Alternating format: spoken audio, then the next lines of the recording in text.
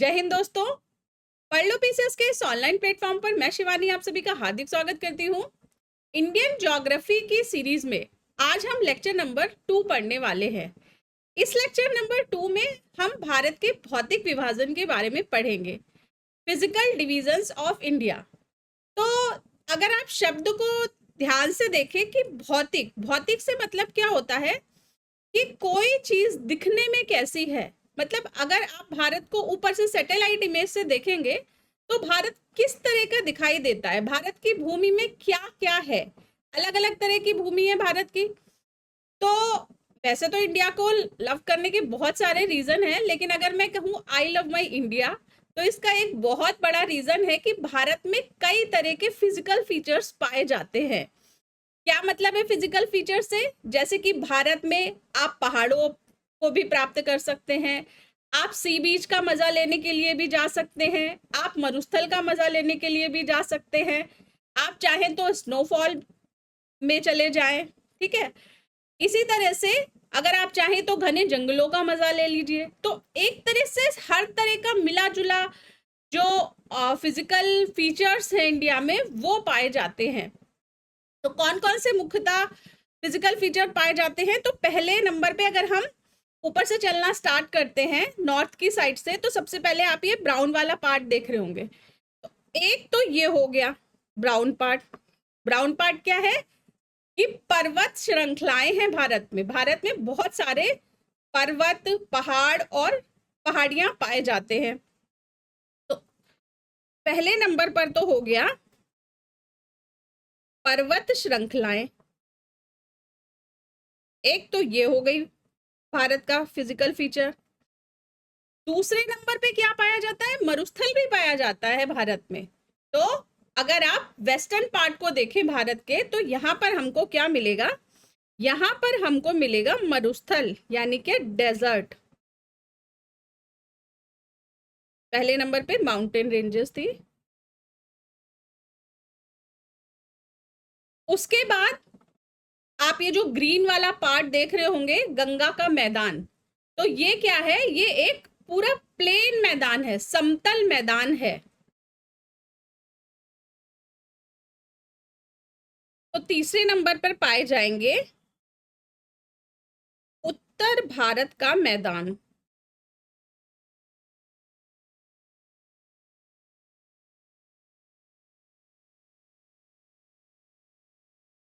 यानी कि north Indian plain पाया जाएगा। इसके बाद चौथे नंबर पर हमको क्या मिलेगा?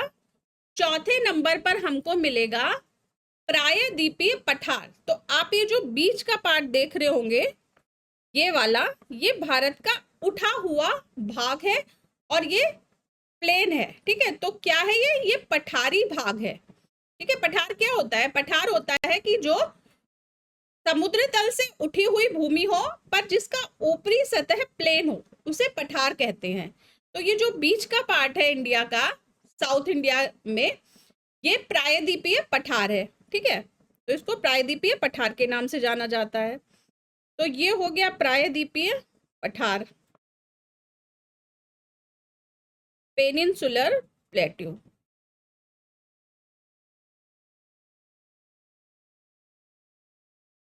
पांचवें नंबर पर क्या आ जाता है? पांचवें नंबर पर आ जाता है समुद्र तटीय मैदान। तो ये जो आप डार्क ग्रीन कलर से कोस्ट के चारों तरफ के मैदान देख रहे होंगे,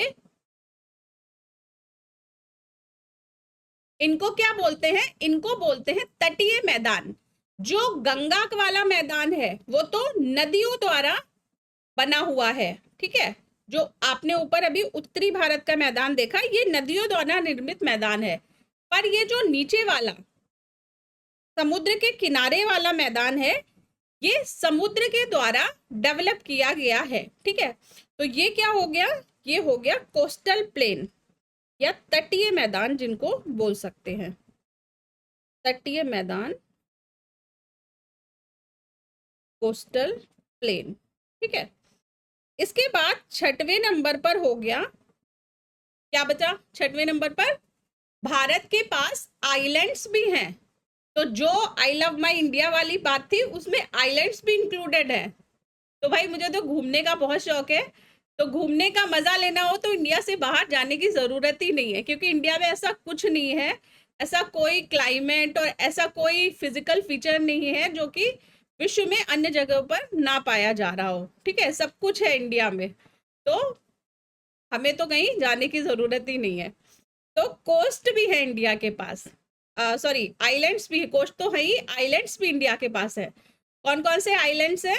एक तो अंडमान निकोबार हो गया और दूसरा लक्षद्वीप आइलैंड इंडिया के पास है। ठीक है, तो 6वें नंबर पर आ गए।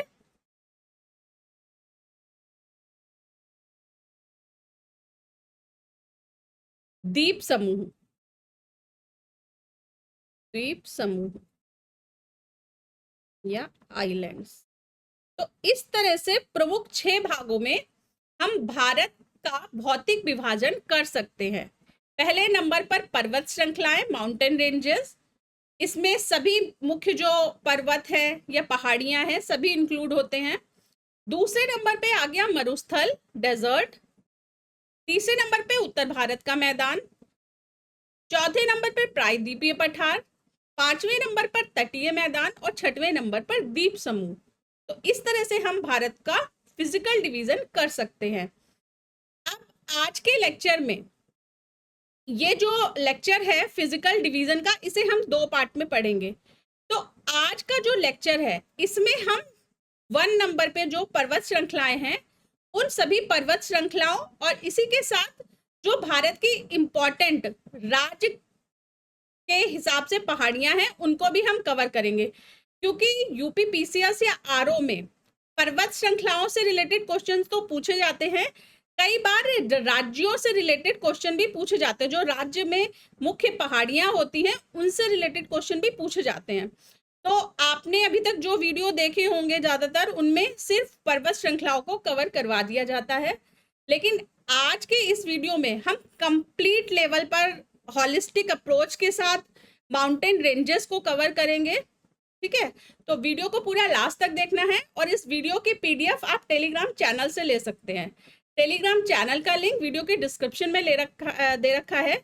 तो अगर आपने अभी तक टेलीग्राम चैनल ज्वाइन नहीं किया है तो चैनल को भी ज्वाइन कर लें। ठीक है, तो चलिए शुरू करते हैं। तो सबसे पहले भारत की जो मुख्य पर्वत श्रृंखलाएं हैं, पर्वत श्रृंखलाएं, तो अगर हम बृहत लेवल की पर्वत श्रृंखलाओं की बात करें तो मुख्यतः 5 पर्वत श्रृंखलाएं हैं जो वृहत लेवल की हैं, मतलब जो कि काफी लंबे एक्सटेंट तक फैली हुई हैं। कौन कौन सी है? पहले नंबर पे तो हिमालयन रेंजेस आ जाती है। दूसरे नंबर पे उत्तर पूर्वी भारत की उत्तर पूर्वी पहाड़ियां आ जाती हैं। तीसरे नंबर पर विंध्य सतपुड़ा महादेव की पहाड़ियां और अरावली आ जाती है जो कि मध्य भारत में स्थित है। चौथे नंबर पर आ जाता है भारत के पश्चिमी तट पर स्थित वेस्टर्न घाट। ये करीब 1500 किलोमीटर की पर्वत श्रृंखला है। इसके बाद 5वें नंबर पर आ जाता है पूर्वी तट पर स्थित ईस्टर्न घाट। ठीक है, तो ये मुख्य 5 मेजर पर्वत श्रृंखलाएं हैं, मुख्य पर्वत श्रृंखलाएं हैं भारत की। इनको हम एक एक करके आज की क्लास में कवर करेंगे। तो सबसे पहले हम नंबर 1 पे स्थित हिमालय पर्वत श्रृंखला को पढ़ेंगे। अब देखिए, ये जो हिमालय पर्वत श्रृंखला है इसका निर्माण किस तरह से हुआ है, इस तरह के एमसीक्यू में भी क्वेश्चन पूछे जाते हैं। तो पर्वत श्रृंखला के निर्माण को समझने के लिए, हिमालय पर्वत श्रृंखला एक्चुअली हमारे भारत की सबसे बड़ी पर्वत श्रृंखला है और हिमालय पर्वत श्रृंखला भारत की जलवायु में या भारत की इंटरनेशनल स्थिति में बहुत ही बड़ा रोल प्ले करती है, क्योंकि हिमालय पर्वत श्रृंखला जो है वो एशिया से भारत को अलग करती है और एक तरह से भारत की बाउंड्री का काम करती है। ठीक है, लेकिन जो वर्तमान में हम देख रहे हैं इंडिया का मैप, क्या ये हमेशा से इसी तरह का मैप हुआ करता था? तो बिल्कुल भी नहीं। जैसे जैसे पृथ्वी का निर्माण हुआ है, उसके साथ ही स्थलीय खंडों की स्थिति बदलती गई है।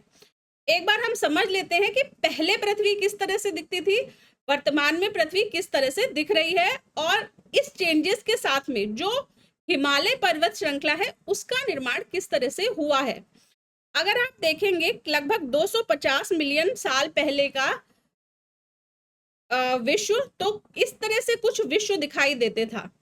सिर्फ एक ही स्थलखंड हुआ करता था पूरी पृथ्वी पर, और जिसको क्या बोला जाता था, जिसको पैंजिया बोला जाता था।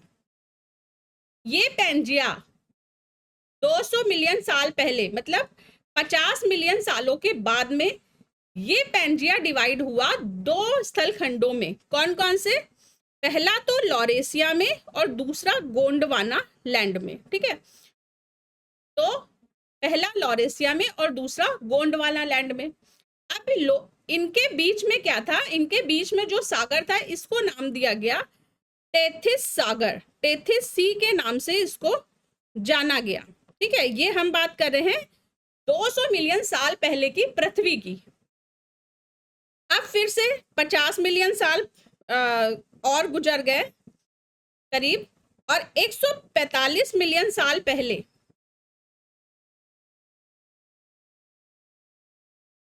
145 मिलियन साल पहले, जिसे कि क्या बोला जाता है, जुरासिक काल के नाम से जाना जाता है, उसमें फिर ये और भी खंडों में विभक्त हो गई। तो जुरासिक काल में लगभग पृथ्वी इस तरह के खंडों में विभक्त हो गई जिस तरह से आज की डेट में हम महाद्वीप को देखते हैं। ठीक है, उनका शेप चेंज हुआ, पर मुख्य महाद्वीपों में ये पृथ्वी विभक्त हो चुकी थी। इसके बाद आया क्रेटेशियस काल। ठीक है, 65 मिलियन साल पहले, 65 मिलियन साल पहले क्या आया? क्रेटेशियस काल। और इसमें जो वर्तमान फिर क्या बोलते हैं पृथ्वी है, उससे कुछ कुछ सिमिलर फिर से ये खंडों में, मतलब अब क्या था, जो स्थल खंडों में पृथ्वी टूटी थी वो थोड़े थोड़े दूर दूर होना और उत्तर की तरफ शिफ्ट होना शुरू हो गए। पहले क्या था? पहले उत्तर और दक्षिण में लगभग समान मात्रा में भूखंड थे, पर जैसे जैसे ये भूखंड टूटते गए, एक दूसरे से अलग होते गए, वैसे वैसे ये भूखंड क्या हुआ कि पृथ्वी के परिक्रमण के कारण और पृथ्वी के घूर्णन के कारण उत्तरी दिशा में शिफ्ट होते चले गए। ठीक है, तो वर्तमान में जो विश्व है, तो आप ये लास्ट पिक्चर देखिए, प्रेजेंट डे का विश्व जो है, इसमें क्या है? इसमें अधिकांश जो स्थलीय भूमि है वो उत्तरी गोलार्ध में स्थित है। ठीक है, तो इस तरह से ये जो है, ये वर्तमान विश्व का निर्माण हुआ। तो ये स्टेप्स भी आप याद रखिएगा कि किस तरह से पहले 250 साल पहले परमियन काल था, तो ये कालों के नाम भी आप याद रखिएगा। परमियन काल, इसमें एक पैंजिया खंड हुआ करता था। उसके बाद ट्रायसिक युग हुआ। ट्रायसिक में क्या हुआ? 200 मिलियन साल पहले लॉरेशिया और गोंडवाना लैंड में टूटा और बीच में इसमें टेथिस सागर का निर्माण हुआ। ठीक है, उसके बाद जुरासिक युग आया, फिर क्रेटेशियस युग आया, और उसके बाद वर्तमान में जो है वो भारत महाद्वीपों में विभक्त हो चुका है। ठीक है, अब आप इसमें क्या देख रहे होंगे कि भारत जो है, अगर हम सिर्फ भारत का निर्माण की बात करें कि भारत कैसे कैसे शिफ्ट हुआ है पैंजिया से लेकर अब तक, तो पैंजिया जब हुआ करता था उस टाइम पे भारत की स्थिति दक्षिणी गोलार्ध में हुआ करती थी। ठीक है, तो ये आप फर्स्ट पिक्चर जो देख रहे होंगे, ये वाला फर्स्ट पिक्चर में ये देखिए 71 मिलियन को भारत दक्षिणी गोलार्ध में था, फिर ये धीरे धीरे धीरे धीरे ये ऊपर शिफ्ट होना शुरू हुआ, और वर्तमान में भारत जो है वो एशिया महाद्वीप के सदर्न पार्ट में, दक्षिणी हिस्से में स्थित है। ठीक है, अब हुआ क्या इस निर्माण में कि जैसे जैसे भारत ऊपर की ओर शिफ्ट हुआ,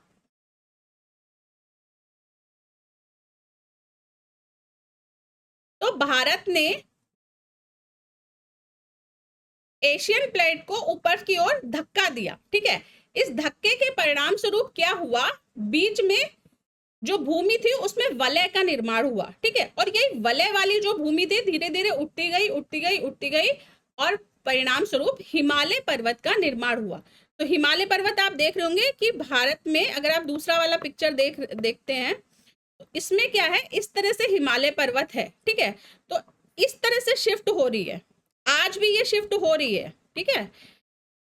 अभी बोला जाता है ना कि वर्तमान में भी हिमालय की ऊंचाई प्रत्येक वर्ष बढ़ जाती है। वो क्यों बढ़ जाती है कि अभी भी ये जो भूमि है ये गतिमान है, ठीक है, अभी भी ये इस दिशा में खिसक रही है। और यही रीजन है, आप सुन रहे होंगे कि जैसे दिल्ली में अक्सर भूकंप के झटके आते हैं या आसपास के एरिया में भूकंप के झटके आते हैं, तो उसका रीजन यही है कि इंडियन प्लेट का निरंतर खिसकते रहना, उन मूवमेंट की वजह से ही भूकंप के झटके महसूस किए जाते हैं, ठीक है। तो अब इसमें देखिए, याद रखने वाली क्या चीज है। अब देखिए, अगर आपको हिमालय का निर्माण और इजी वे में समझना हो तो दूध तो सभी के घर में आता ही होगा और दूध गर्म भी होता होगा। तो आपने देखा होगा कि अक्सर दूध के ऊपर मलाई पड़ जाती है ना। और दूध के ऊपर जो मलाई हम हटाते हैं ना चम्मच से, तो इस तरह के मोड़ मोड़ से आ जाते हैं उस मलाई में, ठीक है।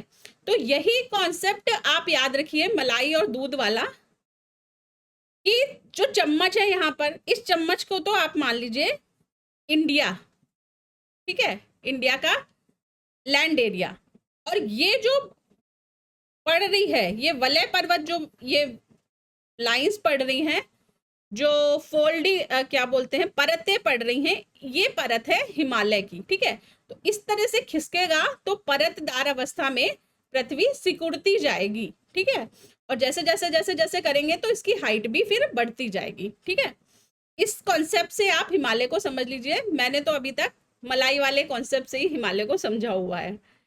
आई होप कि आपको समझ में आ गया होगा। तो अब इससे क्या पता चला, इस मलाई से पता चला हमको कि जो हिमालय है ये एक वलित पर्वत का प्रकार है। वलित का मतलब ये क्या है, हिमालय है फोल्डेड माउंटेन, फोल्डेड माउंटेन, ठीक है, यानी कि वलित पर्वत श्रृंखला है, वलित पर्वत श्रृंखला है, ठीक है। और ये हिमालय क्या है, ये नवीनतम है, तो ये नवीनतम भी है, ये भी याद रखिएगा, ठीक है। नई पर्वत श्रृंखला, क्योंकि अभी भी बन रही है ना, जो बता रही हूँ कि अभी भी गतिमान है प्लेट। तो प्लेट गतिमान होने से क्या है कि अभी भी नई नई श्रृंखलाओं का निर्माण होता रहता है, और जो पुरानी है उनका विनाश भी, रीस्ट्रक्चरिंग एक तरह से चल रही है अभी भी हिमालय की। अब देखिए, फिर से मलाई पे आ जाते हैं कि जब आपने देखा होगा कि ये जो मलाई सिकुड़ती है तो इसमें ना बीच बीच में थोड़ा थोड़ा दूध भी भर जाता है, ठीक है। तो वो क्या है, वो एक तरह से आप ये समझ लीजिए कि हिमालय में जो झीलों का निर्माण हुआ है, ठीक है, बीच बीच में ऐसे ऐसे झीलों का निर्माण कहीं कहीं पर हिमालय में हो गया है इस सिकुड़न की वजह से। तो अलग अलग तरह के स्ट्रक्चर है, कहीं पर पासेस हैं, दर्रों का निर्माण हुआ है, कहीं पर झीलों का निर्माण हुआ है, ठीक है। और कहीं कहीं पर जो नदियां प्रवाहित हो रही हैं हिमालयों से होकर, उनके लिए गॉर्ज का निर्माण भी होता रहता है, ठीक है। वो अभी हम आगे और डिटेल में पढ़ेंगे, जब हम नदियों का चैप्टर पढ़ेंगे तो फिर और डिटेल में हिमालय को पढ़ेंगे। अभी हम पर्वत श्रृंखलाओं के बारे में मुख्यतः इस वाले वीडियो में पढ़ रहे हैं, ठीक है। अभी हिमालय का 2 लेक्चर और हैं। हिमालय के दर्रों को हम सेपरेट लेक्चर में कवर करेंगे। इसी के साथ जो हिमानिया हैं, जो ग्लेशियर्स हैं हिमालय के, उनको हम एक सेपरेट शॉर्ट वीडियो में कवर करेंगे, ठीक है। आज हम जो मुख्यतः पर्वत श्रृंखलाएं हैं उनको समझने की कोशिश करते हैं कि पर्वत श्रृंखलाएं किस प्रकार से हिमालय में एग्जिस्ट करती हैं, ठीक है। अब देखिए, ये जो फोल्डेड माउंटेन की वजह से, वलित होने की वजह से जिन झीलों का निर्माण हुआ है, उसमें से कुछ झीलें तो ऐसा लगता होगा कि हिमालय है तो बर्फ ही बर्फ है, तो ताजे पानी की झीलें होंगी, लेकिन हिमालय पर कुछ खारे पानी की झीलें भी उपस्थित है। तो आप ये फोटो देख रहे होंगे, कौन सी मूवी का है ये, 3 इडियट मूवी का है। तो लास्ट सीन है ना क्लाइमैक्स वाला, तो यहाँ पर आप एक पीछे बड़ी अच्छी सी प्यारी सी झील देख रहे होंगे। इस झील का नाम है पैगोंग सो झील, पैगोंग सो लेक, ठीक है। तो हिमालय में मुख्यतः जो दो मुख्य लवणीय झीलें हैं, सॉल्ट वाटर लेक हैं, वो कौन कौन सी हैं? एक तो है पैगोंग सो,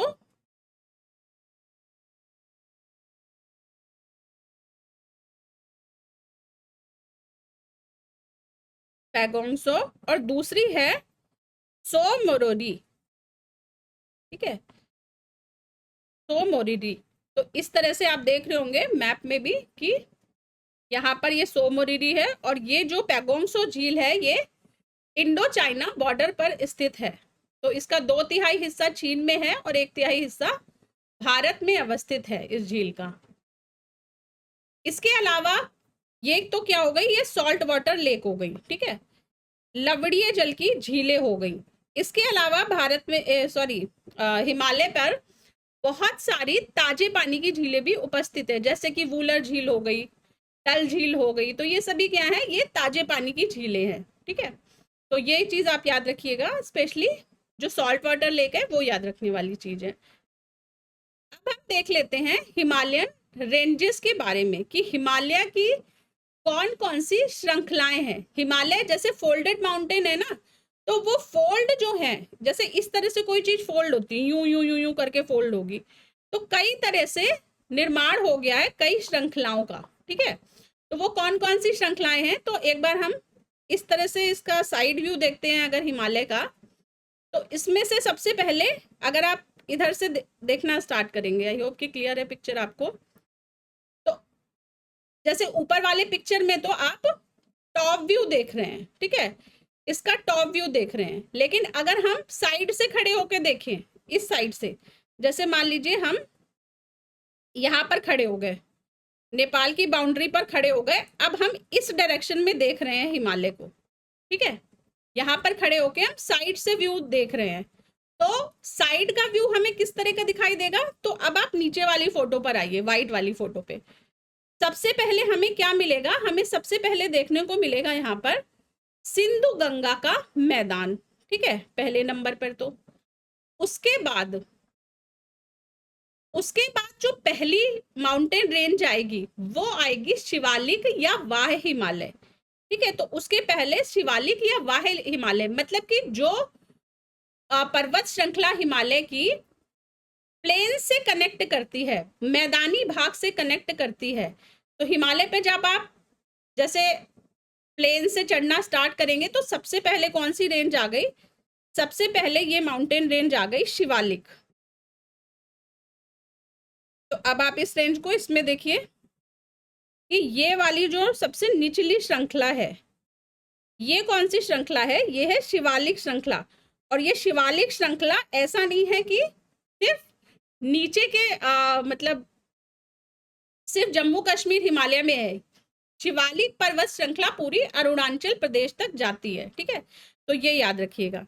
तो ये फर्स्ट नंबर पर क्या हो गई, फर्स्ट नंबर पर हो गई शिवालिक, ठीक है। शिवालिक से ऊपर क्या आ गई, शिवालिक से ऊपर आ गया मध्य हिमालय, ठीक है, मध्य हिमालय, या इसे लघु हिमालय के नाम से भी जाना जाता है, ठीक है। तो ये क्या आ गया, ये शिवालिक के ऊपर की जो रेंज आ गई, ये आ गई लघु हिमालय वाली रेंज, ठीक है, ये लघु हिमालय हो गई, मध्य या लघु भी बोलते हैं, लघु। लघु हिमालय के ऊपर आ जाती है ग्रेटर हिमालय। ग्रेटर क्यों, क्योंकि ये एक तो बहुत, इसमें जो ऊंचे ऊंचे शिखर है वो इसी पर्वत श्रृंखला में है, ऊपर से ये बहुत ज्यादा कंटिन्यूअस है। जैसे बाकी जो पर्वत श्रृंखलाएं हैं वो बीच बीच में डिस्टर्ब हो जाती है, जैसे नदियां काट देती हैं या और भी कोई पासेस वगैरह हो जाते हैं, पर ये ज्यादा कंटिन्यूअस पर्वत श्रृंखला है। और साथ ही ये हाइट में भी ज्यादा है, क्योंकि एक तरह से ये मिडल में पड़ रही है ना। तो इस तरह से ये क्या हो जाती है, तीसरे नंबर पर ये हो जाती है वृहत हिमालय। वृहत हिमालय को और किस नाम से जानते हैं, इसे हिमाद्री के नाम से भी जानते हैं, और इंग्लिश में से ग्रेटर हिमालयन रेंज के नाम से भी जानते हैं, ठीक है। तो तो वृहत या ग्रेटर हिमालय रेंज। इसके बाद इसके ऊपर जो रेंज आ जाती है इसे बोलते हैं जास्कर। ठीक है, तो हिमालय, वृहत हिमालय के ऊपर जो आ गई ये जास्कर हो गई। या जास्कर को और किस नाम से जानते हैं? जास्कर को टेथीस के नाम से भी जानते हैं। ठीक है, तो जास्कर या टेथीस श्रृंखला हो गई है। उसके बाद सबसे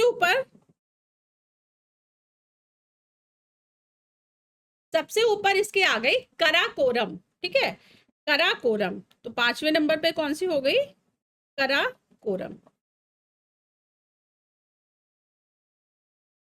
क्लियर? तो ये हिमालय की मुख्य पर्वत श्रृंखलाएं हैं जो कि आपको याद करनी है। अब कभी कभी क्या क्वेश्चन आ जाता है कि इनमें से ऑर्डर में भी लगाने को आ जाता है कि किस तरह से इनको ऑर्डर में लगाएं, जैसे नॉर्थ टू साउथ किस ऑर्डर में है ये।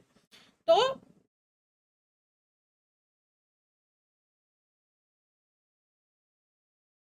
एक मिनट, इसको ऊपर लिख लेते तो ऑर्डर याद करने में ज़्यादा आसानी रहेगी। ये चौथे और ये 5वें नंबर वाली क्या हो गई थी? 5वें नंबर वाली हो गई थी कराकोरम। ठीक है,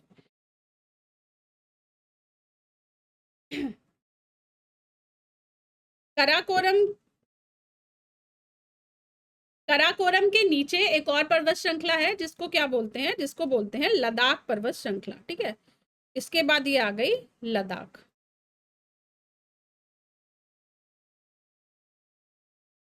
काराकोरम 6वें पे आएगी और लद्दाख यहाँ पर आएगी। अब देखिए, अगर आप ऑर्डर देखेंगे ऊपर से नीचे की ओर, तो किस ऑर्डर में इसे याद करेंगे? तो मैं साइड में यहाँ पर लिख रही हूँ,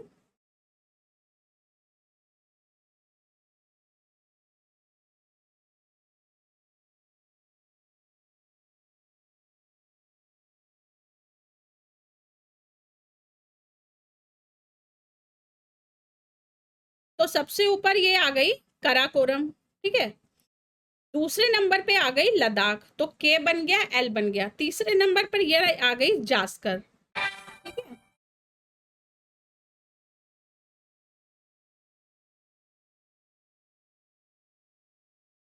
अब देखिए, ये जो लघु हिमालय है, इस लघु हिमालय में बहुत सारी इंपॉर्टेंट पर्वत श्रृंखलाएं हैं। इंपॉर्टेंट क्यों? परीक्षा के पॉइंट ऑफ व्यू से इंपॉर्टेंट। इस लघु हिमालय में एक तो पर्वत श्रृंखला है पीर पंजाल। ठीक है, पीर पंजाल पर्वत श्रृंखला, शॉर्ट में से क्या लिखते हैं? पीआर लिख लीजिए। ठीक है, दूसरी, जब ये पीर पंजाल हिमाचल में पहुंचती है तो ये बन जाती है धौलाधार रेंज। ठीक है, हिमाचल में इसको बोलते हैं धौलाधार। और यही जब आगे चल के उत्तराखंड में चली जाती है तो इसको क्या बोलते हैं? इसको बोलते हैं नागतीभा। ठीक है, तो ये बन जाती है नागतीभा। तो ये चीज आप याद रखिएगा कि पहले लघु हिमालय की पीर पंजाल जम्मू कश्मीर में, उसके बाद धौलाधार हिमाचल प्रदेश में, और उसके बाद नागतीभा उत्तराखंड में बोली जाती है। और इसके नीचे क्या आ जाती है? इसके नीचे फिर शिवालिक रेंज आ जाती है। क्लियर? अब कुछ चीजें याद रखने वाली हैं इसमें से। पहली ये है कि ये जो शिवालिक रेंज है, ठीक है, शिवालिक रेंज क्या है? ये यंगेस्ट माउंटेन रेंज है, मतलब कि ये सबसे नवीन निर्मित पहाड़ है, तो यंगेस्ट है ये। ठीक है, नवीनतम इन सभी पर्वत श्रृंखलाओं में। उसके बाद है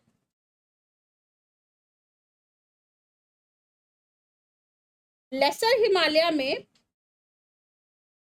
लेसर हिमालय मतलब कि लघु हिमालय। ठीक है, लघु को क्या बोलते हैं? लेसर हिमालय के नाम से भी जानते हैं। अब शिवालिक और लघु हिमालय के बीच में दून घाटियां स्थित हैं। जैसे आपने देखा होगा कि देहरादून एक बहुत पॉपुलर घाटी है। ये कहाँ पर स्थित है? जब शिवालिक से आप लघु हिमालय जाएंगे तो उनके बीच में दून घाटियां निर्मित हैं। तो मतलब कि जैसे दो घाटियां क्या होती हैं, जैसे कि एक ये पर्वत श्रृंखला जा रही है, इस तरह से एक पर्वत श्रृंखला जा रही है। ठीक है, इस तरह से बीच में थोड़ा सा इस तरह का समतल भाग आ गया और फिर से दूसरी पर्वत श्रृंखला शुरू हो गई। तो ये जो समतल भाग है ये बीच का, ये वाला, ये क्या होता है, ये एक घाटी का निर्माण कर देता है। ठीक है, तो इसी तरह से घाटी फॉर्मेशन होता है। तो शिवालिक सबसे पहली रेंज, उसके बाद थोड़ा सा प्लेन जो एरिया बन जाएगा वो क्या, दून कहलाएगा। तो कई तरह की दून है, जैसे देहरादून है, कोटली दून हो गया। ठीक है, तो इस तरह से दून घाटियों का निर्माण होता है शिवालिक और लघु हिमालय के बीच में। तो ये चीज आप अपने नोट्स में इंक्लूड कर लीजिएगा। उसके बाद जो इंपॉर्टेंट चीज है,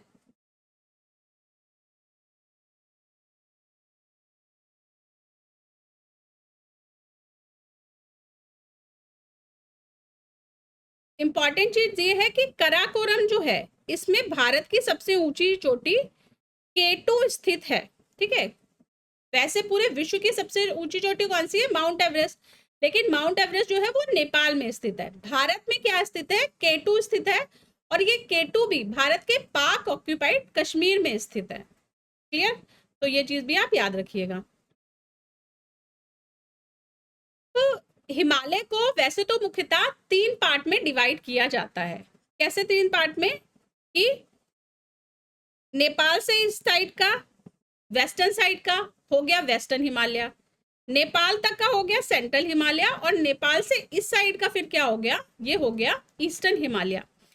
लेकिन जो मान्यता प्राप्त हिमालय की बाइफरकेशन है कि हिमालय को किस तरह से विभाजित किया जाएगा, तो एक महानुभाव, एक जियोलॉजिस्ट, ज्योग्राफिस्ट हुए थे, तो भूगोलवेत्ता सिडनी बुराड के अनुसार, सिडनी बुराड,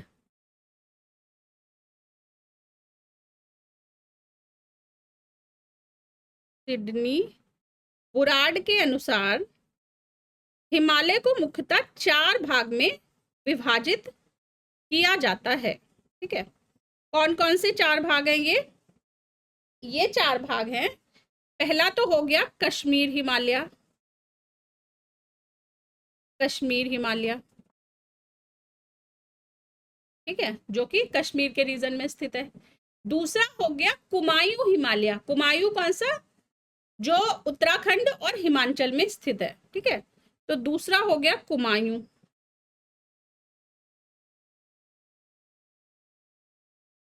तीसरे नंबर पर हिमालय को नेपाल हिमालय के रूप में विभाजित किया जाता है। तो इसमें नेपाल वाला पार्ट आ जाता है हिमालय का, नेपाल। और चौथे नंबर पर आता है असम हिमालय। ठीक है, असम जो कि अरुणाचल प्रदेश और असम तक विस्तारित हो रखा है। तो ये आ गया असम हिमालय। ठीक है, तो सिडनी बुराड जी के अनुसार हिमालय को 4 भाग में विभाजित किया जाता है। कौन कौन से 4 भाग, पहला तो कश्मीर हिमालय, उसके बाद कुमायूं हिमालय, उसके बाद नेपाल हिमालय, और चौथे नंबर पर असम हिमालय। याद रखिएगा, अरुणाचल हिमालय नहीं है, असम हिमालय है। और सिडनी बुराड जी जो ये 4 भागों में हिमालय को विभक्त करते हैं, ये 4 नदियों के अकॉर्डिंग विभक्त करते हैं, जिसमें से कश्मीर जो हिमालय है, कश्मीर हिमालय, अब ये आप ग्रीन वाला जो मैं मार्क कर रही हूँ ये देखिए, कश्मीर हिमालय हो जाएगा 30, एक मिनट,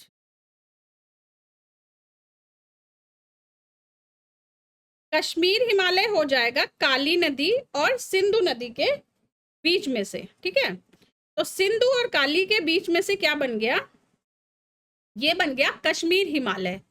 इसके बाद काली नदी और तीस्ता नदी, तीस्ता नदी कहां पर, सिक्किम में। तो काली नदी और तीस्ता नदी के बीच में क्या बन गया, ये बन गया नेपाल हिमालय। तो सिंधु नदी के ऊपर वाला जो हिस्सा है वो कश्मीर हिमालय हो गया, सिंधु से लेके काली नदी के बीच वाला जो एरिया है वो कुमायूं हो गया, काली नदी से लेकर तीस्ता के बीच वाला जो एरिया है वो नेपाल हिमालय, और उसके बाद तीस्ता नदी से लेकर ब्रह्मपुत्र नदी के बीच वाला जो एरिया हो गया, ये क्या हो गया, ये हो गया असम हिमालय। ठीक है, तो ये मार्किंग कर लीजिए आप कि तीस्ता यहाँ पर हो गई, ब्रह्मपुत्र यहाँ पर हो गई, उसके बाद काली नदी यहाँ पर लगभग, और सिंधु नदी। ठीक है, अप्रोक्सीमेट है, एकदम एक्यूरेट नहीं है ये। तो बस याद करने के लिए कि सिंधु नदी के ऊपर वाला कश्मीर हिमालय, सिंधु से काली नदी के बीच वाला कुमायूं हिमालय, काली से तीस्ता नदी के बीच वाला नेपाल, और उसके बाद तीस्ता नदी से लेके ब्रह्मपुत्र नदी के बीच वाला असम हिमालय होता है। ठीक है, तो चारों ही आप याद रखिएगा, बहुत ही इंपॉर्टेंट है। अब हिमालय पर्वतमाला में हम देख लेते हैं कि मुख्य चोटियां कौन कौन सी हैं, क्योंकि कभी कभी जो माउंटेन रेंज पीक्स हैं उनसे रिलेटेड क्वेश्चन भी एमसीक्यू में पूछ लिए जाते हैं। ठीक है, तो ये आप देख रहे होंगे पिक्चर में, अभी हमने ऊपर भी देखा है ये वाला पिक्चर। ठीक है, तो कराकोरम हो गई, फिर लद्दाख हो गई, फिर जास्कर हो गई, उसके बाद ये पीर पंजाल और धौलावार हो गई। ठीक है, नीचे शिवालिक रेंज आ गई। अब हम पीक्स देख लेते हैं। तो सबसे पहले ये हो गई कराकोरम पीक। कराकोरम पीक कहाँ पर, लद्दाख एरिया में। ठीक है, पाक ऑक्यूपाइड कश्मीर में आती है। उसके बाद दूसरे नंबर पर जो इम्पोर्टेंट पीक है वो इधर आ जाइए, हिमाचल और नेपाल के एरिया में। यहाँ पर ये कामेत पीक हो गई। ठीक है, उसके बाद गुरु मंधाता पीक यहाँ पर। ठीक है, नंदा देवी पीक कहाँ पर, उत्तराखंड में हो गई। उसके बाद धौलागिरी और अन्नपूर्णा पीक। ठीक है, फिर माउंट एवरेस्ट, ये कहाँ पर, नेपाल में आ गई हैं। मकालू भी माउंट एवरेस्ट के साइड में ही है, ये याद रखिएगा, एमसीक्यू के पॉइंट ऑफ व्यू से इंपॉर्टेंट है मकालू। उसके बाद कंचनजंगा।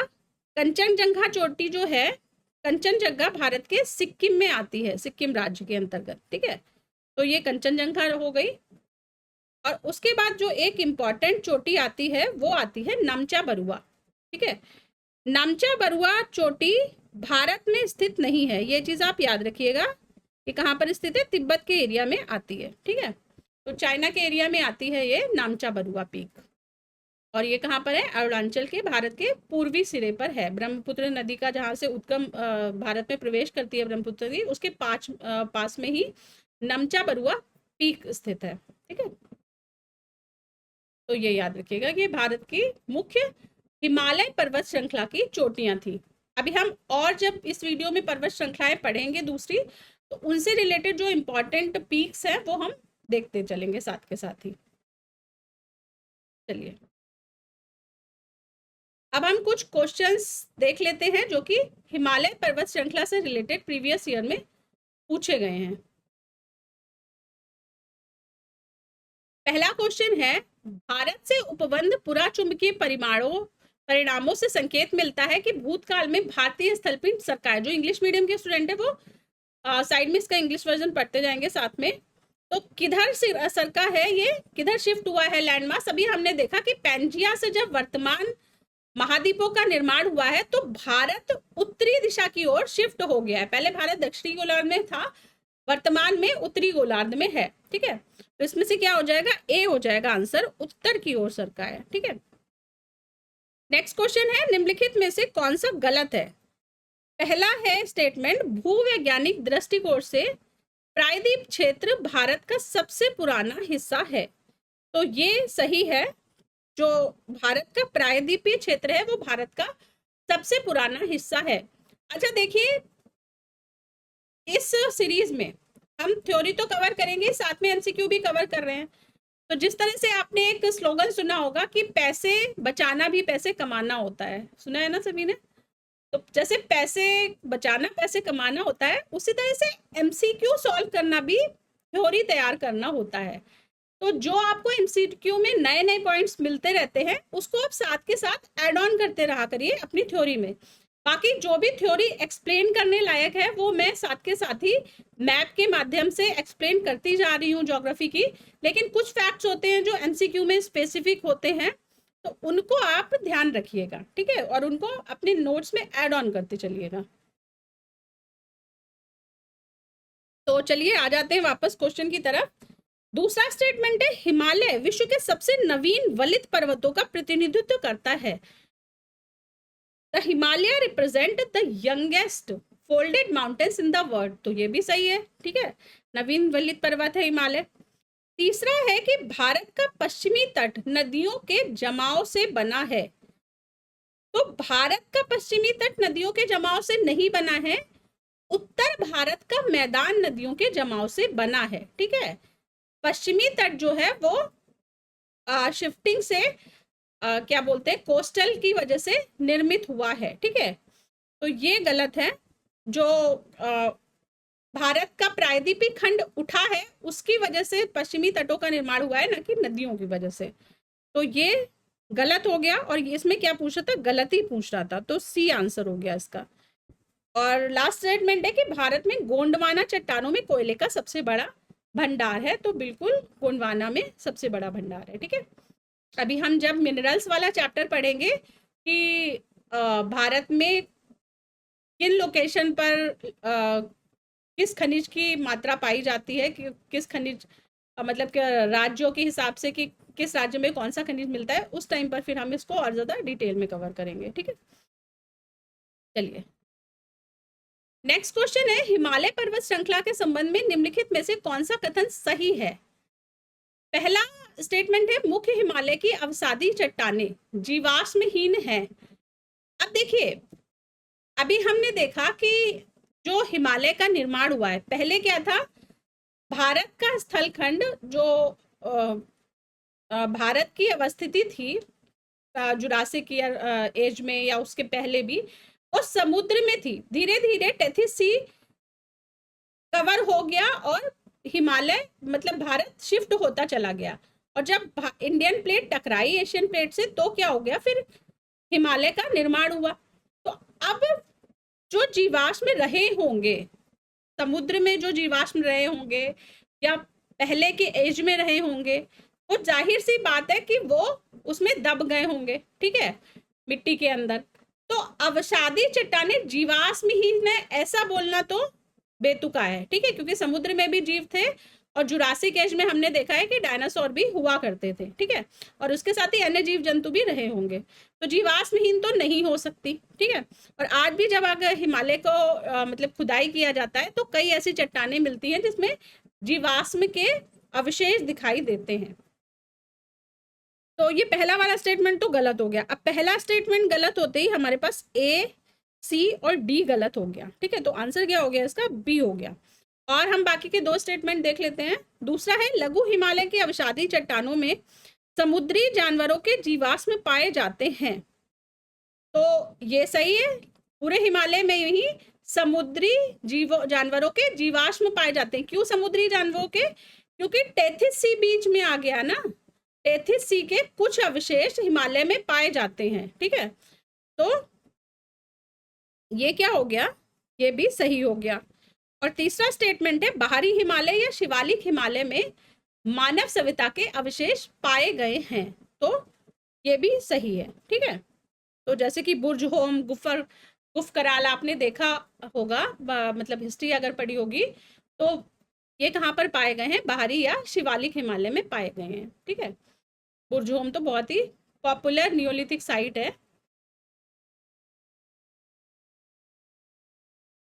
चलिए अब मुझे बताइए कि बुर्ज होम में जो अवशेष पाए गए हैं वो क्या पाए गए हैं, किस तरह के घरों में मनुष्य रहा करते थे।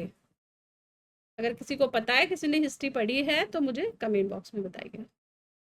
नेक्स्ट क्वेश्चन है, पीर पंजाल पर्वतमाला कहाँ पाई जाती है। तो पीर पंजाल हमने देखा था कहाँ पर पाई जाती है, एक तो लघु हिमालय में, और लघु हिमालय में भी कहाँ पर, जम्मू कश्मीर में, ठीक है। तो बी इसका आंसर हो गया, जम्मू कश्मीर, ठीक है, लघु या लेसर हिमालय। नेक्स्ट है क्वेश्चन है, निम्नलिखित में से कौन सी नवीनतम पर्वत श्रृंखला है। तो नवीनतम कौन सी है? ये है शिवालिक। ठीक है, शिवालिक कहाँ पर? हिमालय में। नवीनतम हिमालय है ना भारत की, तो भारत में हिमालय के अंतर्गत इन तीनों में से चारों में से कौन सी आती है? ये आती है शिवालिक। बाकी विंध्य, अरावली, अन्नामलाई ये अभी हम वीडियो में आगे देखेंगे कि कहाँ कहाँ पर स्थित है। नेक्स्ट क्वेश्चन है, कश्मीर घाटी स्थित है। कश्मीर घाटी कहाँ पर स्थित है? कश्मीर घाटी स्थित है पीर पंजाल और हिमाद्री पर्वत श्रृंखलाओं के बीच में। ठीक है, तो जैसे हमने देखा था कि ग्रेटर हिमालय है और इसके बाद ये पीर पंजाल हो गई, ये धौलाधार और ये नागतीबा हो गई। ठीक है, तो पीर पंजाल और बृहत हिमालय के बीच में क्या स्थित है? इतने पूरे एरिया में नहीं, बीच में घाटी आती है, ये आती है कश्मीर घाटी। ठीक है, तो ये हो गया ग्रेटर हिमालय ऊपर वाला,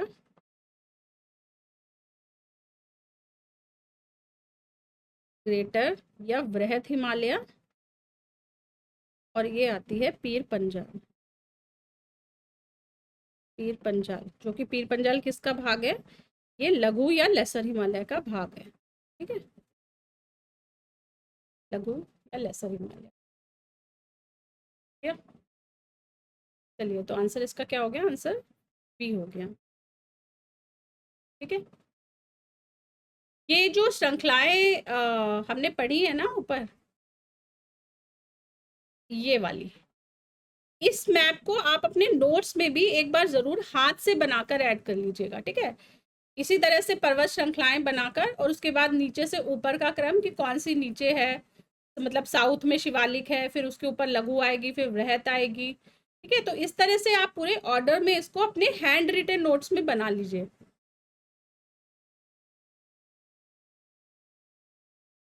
चलिए,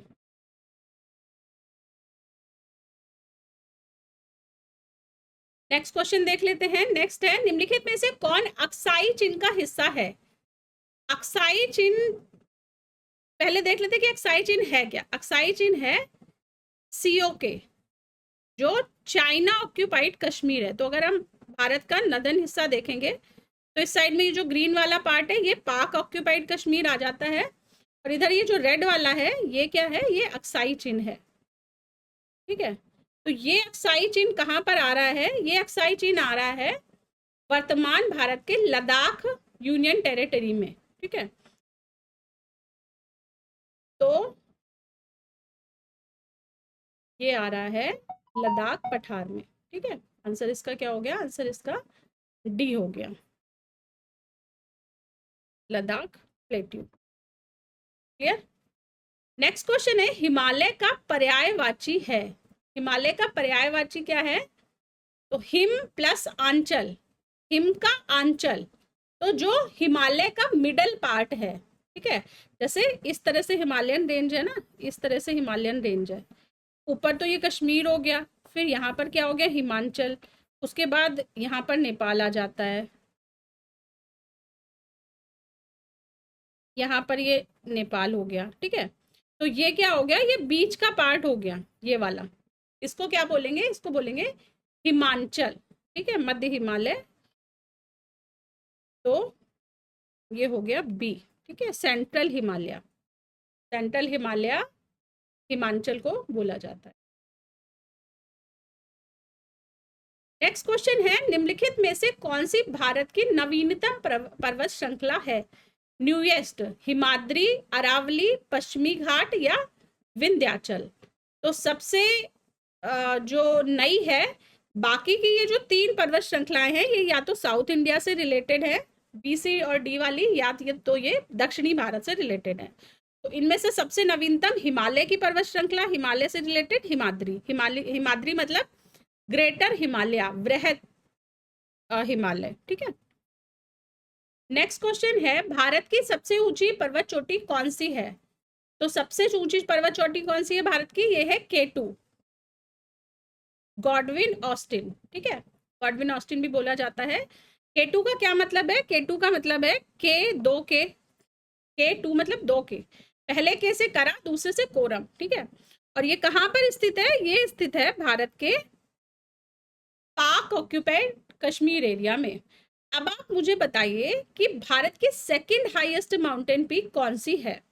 ठीक है, ये आप मुझे कमेंट बॉक्स में बताइए। सेकंड हाईएस्ट, पहली तो कराकोरम हो गई, और दूसरे नंबर पे कौन सी आती है। चलिए, नेक्स्ट क्वेश्चन है, निम्नलिखित में से कौन पूर्व से पश्चिम तक हिमालय की चोटियों के सही क्रम को दर्शाता है। तो पूर्व से पश्चिम मतलब हम अरुणाचल साइड से चलेंगे जम्मू कश्मीर साइड की तरफ। ठीक है, अरुणाचल पूर्व में है ना, तो अरुणाचल से जम्मू कश्मीर की तरफ। तो सबसे पहले कौन सी आएगी अरुणाचल में, अभी हमने देखी थी नमचा बरवा, जहां से ब्रह्मपुत्र नदी प्रवेश कर रही है उसके पास में स्थित है नमचा बरवा। तो पहले नंबर पे नमचा बरवा हो गई, तो बी और डी दोनों में नमचा बरवा है। उसके बाद कंचनजंगा, तो कंचनजंगा भी ठीक है। कंचनजंगा कहाँ पर आ रही थी, सिक्किम में आ रही थी। ठीक है, तो दूसरे पे कंचनजंगा, सॉरी हमें बी और डी में देखना है ना।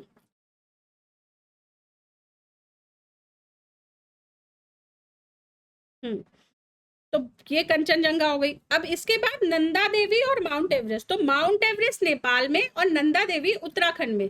तो इसका मतलब है अगर हम पूरब से चल रहे हैं तो पहले क्या पड़ेगा, पहले माउंट एवरेस्ट पड़ेगा फिर नंदा देवी पड़ेगा। ठीक है, तो इसका मतलब है आंसर इसका क्या हो गया, आंसर इसका डी हो गया। क्लियर। चलिए नेक्स्ट क्वेश्चन देख लेते हैं। क्वेश्चन है, कुल्लू घाटी जिन पर्वत श्रृंखलाओं के बीच स्थित है वे हैं।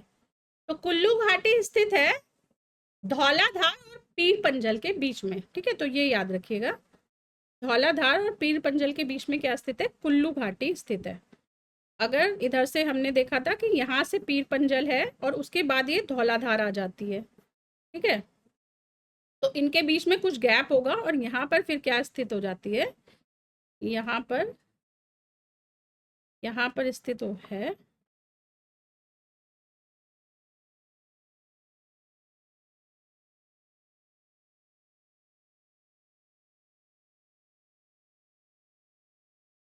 पीर पंजल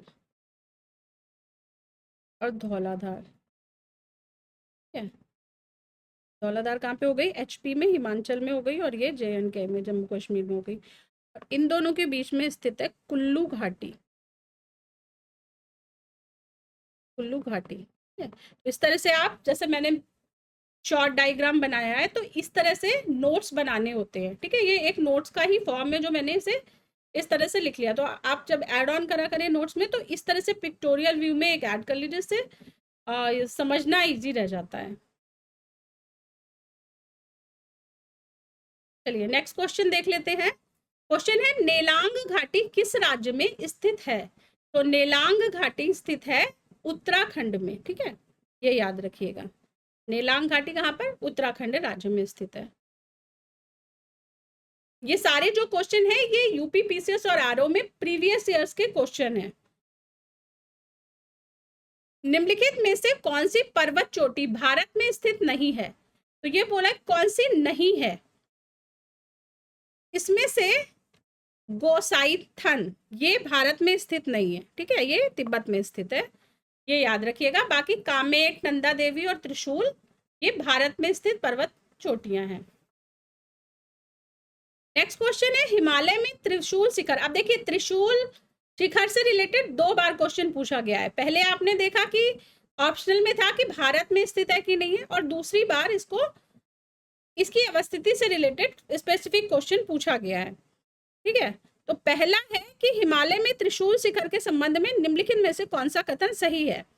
यह उत्तराखंड के बागेश्वर जिले में स्थित है, तो ये सही है। ठीक है, और दूसरा है, यह शिखर 7500 मीटर से अधिक ऊंचा है, तो ये वाला स्टेटमेंट गलत है। ठीक है, तो आंसर इसका क्या हो गया, आंसर इसका हो गया ए, केवल एक। क्लियर।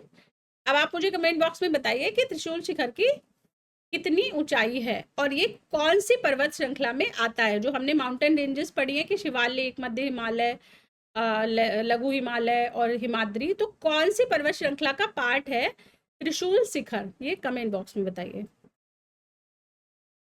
अब ये हमने खत्म कर लिया हिमालयन रेंजेस। ठीक है, तो जैसे कि हमने शुरू में देखा था कि 5 पार्ट में हमने पर्वत श्रृंखलाओं को डिवाइड किया था भारत की। इसमें से हमारी ये पहले नंबर वाली खत्म हो गई, ठीक है, माउंटेन रेंज। अब हम आते हैं दूसरे नंबर वाली पे। दूसरे नंबर पे कौन सी है? उत्तर पूर्वी पहाड़ियां। तो यही जो हिमालय श्रृंखलाएं थी, एक तरह से ये बोल दीजिए कि ये क्या है, टर्न हो गई हैं और इन्होंने उत्तर पूर्वी पहाड़ियों का निर्माण किया है। लेकिन ज्योग्राफी में हम इनको एक सेपरेट चैप्टर के रूप में पढ़ते हैं, ठीक है। तो अब हम उत्तर पूर्वी पहाड़ियों पे आ जाते हैं।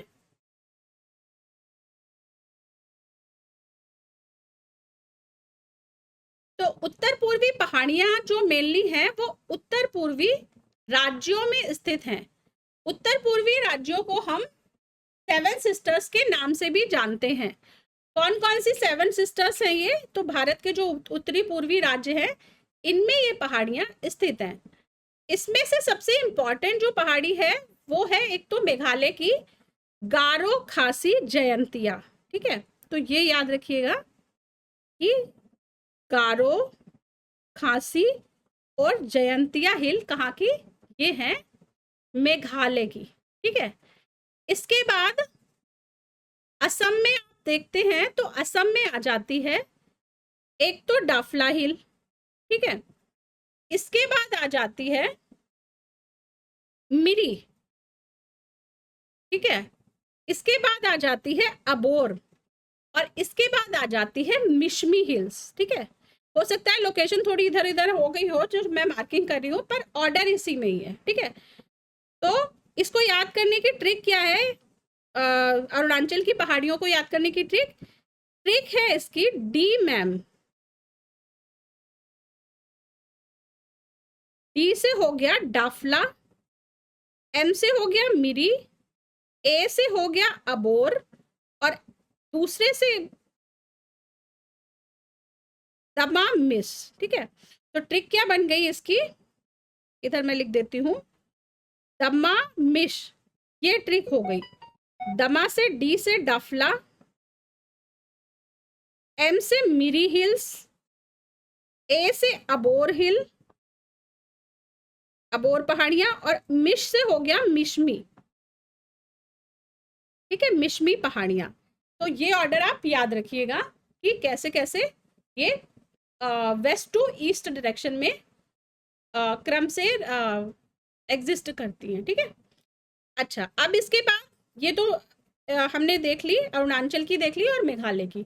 अब हम इस साइड में आ जाते हैं जो कि म्यांमार के बॉर्डर के साइड में पहाड़ियां स्थित हैं। इनमें से सबसे ऊपर आ गई है पटकाई बूम, ठीक है। तो ये जो आप देख रहे होंगे यहाँ पर, ये वाली पहाड़ी, ये कौन सी हो गई? ये हो गई पटकाई बूम, ठीक है। यहाँ पर भी हिंदी लिख देती हूँ। ये हो गई गारो, ये हो गई खासी और ये हो गई जयंतिया, ठीक है। हाँ, इधर से हम चल रहे थे। ये पटकाई बूम हो गई। यहाँ पर आ गई नागा हिल्स, ठीक है। ये वाली नागा पहाड़ियां हो गई और इसके बाद नीचे आ गई Mizo hills. Mizo hills, Mizo hills को और क्या, ब्लू माउंटेन के नाम से भी जाना जाता है, ठीक है। ब्लू माउंटेन अगर आए तो वो भी मिजोरम की पहाड़ियों की बात हो रही होती है, ठीक है। तो मिजो हिल्स, तो पटकाई बूम ऊपर, उसके बाद नागा हिल्स, पटकाई बूम किधर आ गई? मणिपुर के क्षेत्र में और अरुणाचल के क्षेत्र में। फिर आ गई मिजो हिल, सॉरी नागा हिल्स, नागालैंड के क्षेत्र में, और सबसे नीचे मिजो हिल्स, ठीक है। तो एक ही पहाड़ियां का कंटिन्यूएशन है, बीच बीच में थोड़ा ब्रेक है, पर राज्यों में इसे अलग अलग नाम दे दिया जाता है। इस तरह से ये आप याद कर लीजिएगा कि उत्तर पूर्वी भारत में कौन कौन सी प्रमुख पहाड़ियां हैं और उनका क्या क्रम है, उत्तर से दक्षिण और पश्चिम से पूर्व से पश्चिम की ओर, ठीक है। तो ये क्रम आप याद रख लीजिएगा। चलिए अब क्वेश्चन देख लेते हैं इससे रिलेटेड। क्वेश्चन आया है, निम्नलिखित में से कौन सा राज्य पटकाई पहाड़ियों से संलग्न नहीं है? तो पटकाई पहाड़ियों से, तो हमने देखा था पटकाई बूम क्या है, ईस्टर्न साइड में है, म्यांमार बॉर्डर की साइड में है। अब इन चारों ऑप्शन में से त्रिपुरा जो है वो वेस्टर्न साइड में स्थित है, ठीक है। अगर आप उत्तरी पूर्वी भारत का मैप देखेंगे तो ये त्रिपुरा वेस्टर्न साइड में और ये बांग्लादेश से बाउंड्री टच करता है, ठीक है। आप अगर इसमें देख रहे हैं तो इसमें ये जो रेड कलर का है ये त्रिपुरा है, ठीक है, ये त्रिपुरा है। और ये त्रिपुरा, ये व्हाइट वाला जो देख रहे होंगे, बांग्लादेश से अपनी बाउंड्री टच कर रहा है। और जो पहाड़ियों की बात हो रही है वो इस साइड पहाड़ियों की बात हो रही है, ठीक है। तो त्रिपुरा टच नहीं करता है।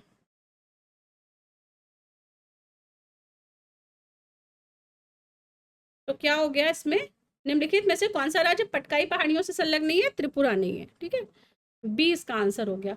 तो जब भी आप पहाड़ियों का क्वेश्चन सॉल्व किया करिए ना, तो मैप को एकदम रिकॉल कर लेना, याद कर लेना कि अच्छा मैप में ये इस तरह से था तो कौन सा राज्य नहीं है। इसीलिए मैं बार बार बोलती हूँ कि ज्योग्राफी बिना मैप की पढ़नी बिल्कुल बेकार है। ज्योग्राफी को आप रट कर नहीं पढ़ सकते। जब तक आप जो चीज पढ़ रहे हैं उसके पैरेलली आप कोई मैप नहीं देखेंगे, आप ग्लोब में नहीं देखेंगे उस चीज को, तब तक आपको वो समझ में आने वाली नहीं। इतना इमेजिनेशन से नहीं कर सकते हैं। जो एग्जाम का पैटर्न चेंज हो रहा है उसमें बहुत डेप्थ में पूछा जा रहा है। और मैप के बिना अगर आपने ज्योग्राफी पढ़ी है तब तो आपको मतलब ज्योग्राफी सॉल्व करना आपके लिए बहुत ही मुश्किल होने वाला है। इसलिए जब भी ज्योग्राफी पढ़ें तो मैप को साथ में रखकर पढ़ें हमेशा, ठीक है। और इमेजिन करते रहिए लोकेशन की, जैसे किसी राज्य का नाम आया या किसी सिटी का नाम आ गया तो एकदम से दिमाग में उसके पिक्चर आ जानी चाहिए कि अच्छा ये जैसे त्रिपुरा है तो त्रिपुरा यहाँ पे स्थित है, तो अच्छा त्रिपुरा की बात हो रही है तो मतलब बांग्लादेश के साइड में स्थित है। इस तरह से एकदम पिक्चर दिमाग में बन जानी चाहिए आपके तुरंत के तुरंत, ठीक है। चलिए नेक्स्ट क्वेश्चन है, मणिपुर पहाड़ियों से घिरा इम्फाल बेसिन किसका सुंदर उदाहरण है? तो मणिपुर जो स्टेट है, ये है मणिपुर स्टेट, ठीक है। भारत में कहाँ पर है? भारत में ये रेड कलर से आप जो डॉट देख रहे होंगे भारत का मैप है, और नॉर्थ ईस्ट में यहाँ पर ये मणिपुर राज्य स्थित है, ठीक है। इस मणिपुर में भी ये बीच के साइड में आप जो ये काला काला पार्ट देख रहे हैं ये है इम्फाल बेसिन। इम्फाल बेसिन सरोवरीय मैदान का एक उदाहरण है, ठीक है। ये चीज आप याद कर लीजिएगा क्योंकि ये समझने वाली चीजें नहीं होती। भाई सरोवरीय मैदान का उदाहरण है तो है, इसे हम सिर्फ याद कर सकते हैं, ठीक है।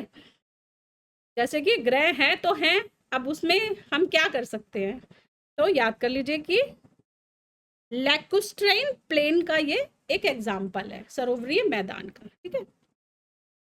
तो सरोवरीय मैदान कैसे, इनमें बनने का जो प्रक्रम होता है उसके अकॉर्डिंग मैदानों को विभाजित किया जाता है। पर वो बहुत डेप्थ हो गया ज्योग्राफी का, हमें पीसीएस या आरओ एग्जाम के लिए इतने डेप्थ में जाने की ज़रूरत नहीं है, क्योंकि जो ज्योग्राफी ऑप्शनल होता है जिनका होता है वो लोग तो ज़्यादा डेप्थ में पढ़ सकते हैं। पर हमें तो इतना याद करना काफ़ी है कि ये जो मैदान है वो सरोवरीय मैदान है। अब कैसे बना, क्यों बना, इतना डेप्थ में पढ़ने की ज़रूरत नहीं है फिलहाल तो। चलिए अब हम देख लेते हैं भारत के भूकंपीय क्षेत्र। भारत के जो भूकंपीय क्षेत्र है वो कहीं ना कहीं पर्वत श्रृंखलाओं से कोरिलेट करते हैं, क्योंकि जो प्लेट्स का मूवमेंट हो रहा है उनकी वजह से ही भूकंप के झटके लगते हैं, ठीक है। तो इसलिए भूकंपीय क्षेत्रों को यहाँ पर मैंने इस लेक्चर में ले लिया है। तो एक बार आप देख लीजिए कि भारत में 4 प्रमुख भूकंपीय क्षेत्र हैं। तो भारत में जो भूकंपीय क्षेत्र हैं उनको 4 जोन में डिवाइड किया गया है। कौन कौन से 4 जोन है? ये 4 जोन है। एक तो जोन 2 है, याद रखिएगा जोन 1 नहीं है, ठीक है। जोन 2 हो गया, जोन 3 हो गया, जोन 4 हो गया और जोन 5 हो गया, ठीक है। तो जो सबसे ज्यादा हाईएस्ट सेंसिटिविटी के जोन है वो जोन 5 है, कि जहां पर भूकंप की तीव्रता सबसे ज्यादा है, जो उम्मीद है भूकंप आने की हाई लेवल पे, वो जोन 5 में सबसे ज्यादा है, ठीक है। ये याद रखिएगा।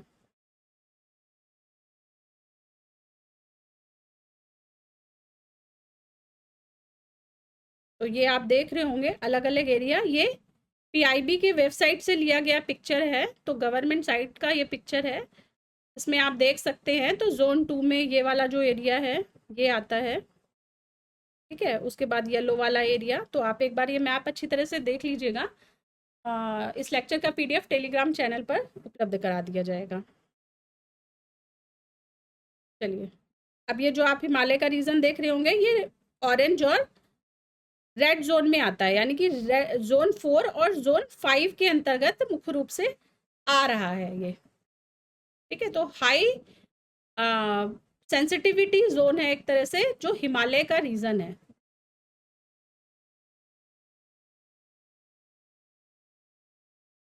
चलिए अब हम क्वेश्चन देख लेते हैं।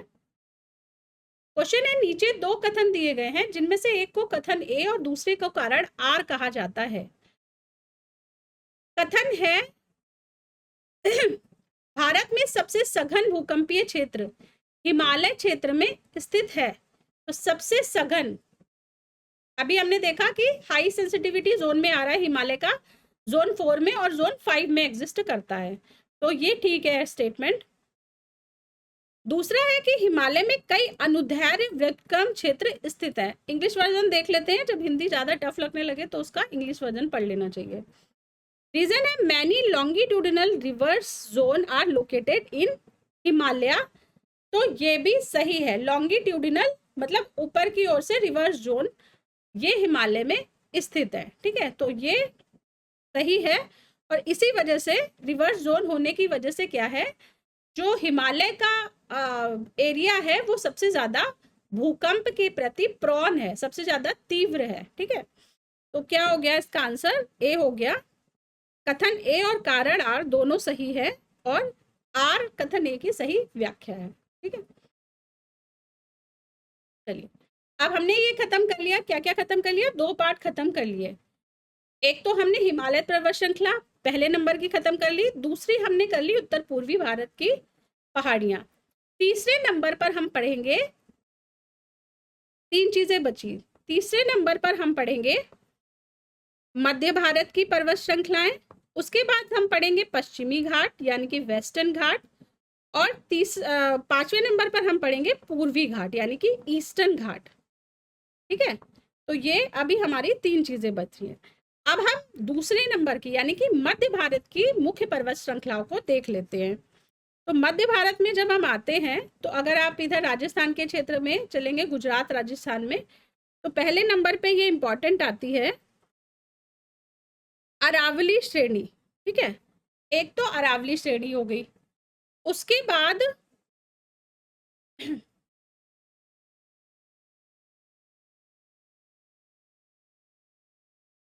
अरावली के बाद नीचे जब आप मध्य प्रदेश के क्षेत्र में आएंगे तो तीन इंपॉर्टेंट पर्वत श्रेणियां हैं। ये तो हो गई अरावली श्रेणी, ठीक है, यहाँ पे। उसके बाद आती हैं तीन इंपॉर्टेंट पर्वत श्रेणियां। एक तो ये हो गई विंध्य श्रेणी, ठीक है, दूसरी हो गई सतपुड़ा श्रेणी, ये वाली। अब इन विंध्य और सतपुड़ा के बीच से होकर नर्मदा नदी बहती है, ये चीज आप याद रखिएगा। ठीक है, विंध्य और सतपुड़ा के बीच से होकर नर्मदा नदी बहती है। सतपुड़ा के नीचे आ जाती है महादेव पहाड़ियां, तो यहां पर ये आ गई महादेव पहाड़ियां। अब सतपुड़ा और महादेव पहाड़ियों के बीच से होकर तापी नदी बहती है। ठीक है, याद कैसे करेंगे, तो ये ऊपर वाली को दे दीजिए, पहली वाली हो गई ये V, दूसरी S और M, तो ये तो ऑर्डर हो गया पहाड़ियों का। सबसे पहले V से विंध्य श्रेणी, S से सतपुड़ा और M से हो गई महादेव श्रेणी। ठीक है, इस महादेव के बगल में ही मैकाल श्रेणी भी है, ये भी याद रखिएगा। ठीक है, तो ये जो श्रेणी हो गई ये मैकाल श्रेणी हो गई यहाँ पर। ठीक है, उसके बाद साइड में आ जाइए तो बघेलखंड, उसके बाद छोटा नागपुर का पठार। ठीक है, और मैकाल श्रेणी के बगल में कौन सी, रामगढ़ श्रेणी हो गई। और इधर अगर आप उड़ीसा में आएंगे तो ये गरजट श्रेणी हो गई। ठीक है, तो ये अभी याद रखिए कि मध्य भारत में कौन कौन सी मुख्य श्रेणियां। पहले नंबर पे तो अरावली हो गई यहाँ पर, उसके बाद विंध्य सतपुड़ा महादेव हो गई, उसके बाद मैकाल श्रेणी, रामगढ़ श्रेणी और गरजट श्रेणी हो गई। इनके अलावा भी कई सारी पहाड़ियां स्थित है इन राज्यों में। तो कौन कौन से राज्य हो गए ये, जैसे कि गुजरात, राजस्थान, मध्य प्रदेश, छत्तीसगढ़, झारखंड, उड़ीसा, इन राज्यों में और भी पहाड़ियां भी स्थित हैं। तो अभी हम उन पहाड़ियों की लिस्ट भी इस वीडियो में आगे देखेंगे, जो कि परीक्षा के पॉइंट ऑफ व्यू से इंपॉर्टेंट है और जिनके बारे में प्रीवियस ईयर में यूपी पीसीएस और यूपीआरओ में क्वेश्चन पूछे जा चुके हैं। ठीक है, तो ये याद कर लीजिएगा आप, इंपॉर्टेंट मध्य भारत की श्रेणियां। चलिए अब नेक्स्ट हम देखते हैं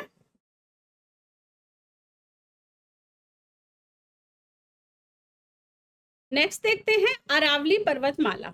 अरावली पर्वतमाला की स्थिति भारत में राजस्थान और गुजरात में स्थित है, ठीक है। और ये कहाँ से शुरू होती है? ये लगभग अहमदाबाद से शुरू होती है और ये दिल्ली तक विस्तारित है, ठीक है। तो ये अरावली पर्वतमाला की स्थिति है, ये याद रखिएगा। अब ये जो अरावली पर्वतमाला है ये भारत की ओल्डेस्ट माउंटेन रेंज है, ये याद रखिएगा, ठीक है। पुरानी पर्वत श्रृंखला है। करीब 250 बिलियन साल पहले इस पर्वत श्रृंखला का निर्माण हुआ था और इसका जो प्रकार है अरावली का वो है रेजिडुअल पर्वत श्रृंखला है। रेजिडुअल का मतलब अवशिष्ट पर्वत श्रृंखला। अवशिष्ट का मतलब क्या होता है? अगर बोलचाल की भाषा में देखें तो बची खुची, मतलब जब प्रायद्वीपीय भारत का निर्माण हुआ या जब मरुस्थलों का निर्माण हुआ उस टाइम पर ये रेजिडुअल के रूप में बचकर रह गई पर्वत श्रृंखला, ठीक है। और अरावली की जो सबसे हाईएस्ट पीक है, यानी कि सबसे ऊंची जो चोटी है इसकी, वो कौन सी है? वो है गुरु शिखर के नाम से, ठीक है। उसको बोला जाता है गुरु शिखर पीक। कहाँ पर है ये गुरु शिखर पीक? ये माउंट आबू में स्थित है। माउंट आबू के पास में ही गुरु शिखर चोटी स्थित है, अरावली की सबसे हाईएस्ट पीक, ठीक है। और इसकी जो ऊंचाई है गुरु शिखर की वो है 1722 मीटर ऊंची ये चोटी है, ठीक है। ये याद रखिएगा। अच्छा, अब देखिए भाई, राजस्थान में तो पहाड़ है तो लेकिन बारिश क्यों नहीं होती? तो इसका रीजन ये है कि अगर ये अरावली पर्वत श्रृंखला 90 डिग्री एंगल पर शिफ्ट होती ना, अगर ये थोड़ी सी टेढ़ी होती तो क्या होता? तो गुजरात और राजस्थान का क्षेत्र बहुत हरा भरा होता। क्यों हरा भरा होता? क्योंकि अभी हम और डिटेल में पढ़ेंगे मानसून को, जो मैं अभी आपको एक्सप्लेन करने जा रही हूँ कि भारत में जब मानसून आता है तो उत्तर पश्चिम मानसून कुछ इस तरह से भारत में प्रवेश करता है, ठीक है। इस डायरेक्शन में प्रवेश करता है, ठीक है। और ये जो अरावली पर्वत श्रृंखला है ये क्या हो जाती है? इस मानसून की डायरेक्शन के पैरेलल हो जाती है। इस वजह से ये जो मानसून है ये इस पर्वत से नहीं टकराता। लेकिन अगर ये हल्की सी टेढ़ी होती ना तो ये जो मानसून आ रहा है इस साइड से उत्तर पश्चिम से, ये पर्वत से टकराता और फलस्वरूप ये प्रदेश बहुत हरा भरा प्रदेश होता। लेकिन शुष्क होने का रीजन ये नहीं है, मतलब अरावली अगर ये क्या पड़ती है, अरावली उत्तर पश्चिम मानसून के समानांतर पड़ जाती है, पैरेलल डायरेक्शन में ये पड़ जाती है। इस वजह से इस रीजन में पर्वत होते हुए भी वर्षा नहीं होती, ठीक है। ये चीज आप याद रखिएगा। चलिए अब हम कुछ क्वेश्चन देख लेते हैं अरावली से रिलेटेड। क्वेश्चन आया है प्रीवियस ईयर में, भारत की निम्नलिखित पर्वत प्रणालियों में कौन सी सबसे पुरानी है? तो हिमालय तो सबसे नया है, ये हमने खूब अच्छी तरह से कई बार पढ़ लिया इस लेक्चर में, तो हिमालय तो छोड़ ही दीजिए। अब बाकी क्या बचे? अरावली, सतपुड़ा और नीलगिरी। नीलगिरी तो इसमें से ए जो है अरावली, ये सबसे पुराना पर्वत है, पर्वत प्रणाली है, ठीक है। नेक्स्ट है, निम्नलिखित में से कौन सा अविशिष्ट पर्वत का उदाहरण है? अविशिष्ट मतलब रेजिडुअल माउंटेन का कौन सा उदाहरण है? तो ये है अरावली, ठीक है। डी इसका आंसर हो गया। नेक्स्ट क्वेश्चन है, नर्मदा और ताप्ती नदियों के मध्य स्थित है। अभी हमने देखा कि नर्मदा और ताप्ती के मध्य में कौन सी पर्वत श्रृंखला है? VSM देखी थी ना हमने, इस तरह से VSM। तो VSM यहाँ पर तो कौन सी आ रही थी? यहाँ पर नर्मदा नदी आ रही थी विंध्य और सतपुड़ा के बीच में, और सतपुड़ा और महादेव के बीच में कौन सी आ रही थी? ये आ रही थी तापी नदी, ठीक है। तो ये पूछ रहा है कि नर्मदा और ताप्ती नदियों के मध्य, तो नर्मदा और ताप्ती के मध्य स्थित है सतपुड़ा पर्वतमाला, ठीक है। तो आंसर इसका क्या हो गया? आंसर इसका हो गया बी। क्लियर? चलिए अब आता है पश्चिमी घाट। अब हम चौथे नंबर के पर्वत श्रृंखला पर आ चुके हैं। तो 3 हमने खत्म कर ली। पहले नंबर पर हिमालय पर्वत श्रृंखला, दूसरे नंबर पर उत्तर पूर्वी पहाड़ियां और तीसरे नंबर पर मध्य भारत की पर्वत श्रृंखलाएं हमने खत्म कर ली। अब आते हैं चौथे नंबर की पर्वत श्रृंखला पर, जो कि है पश्चिमी घाट।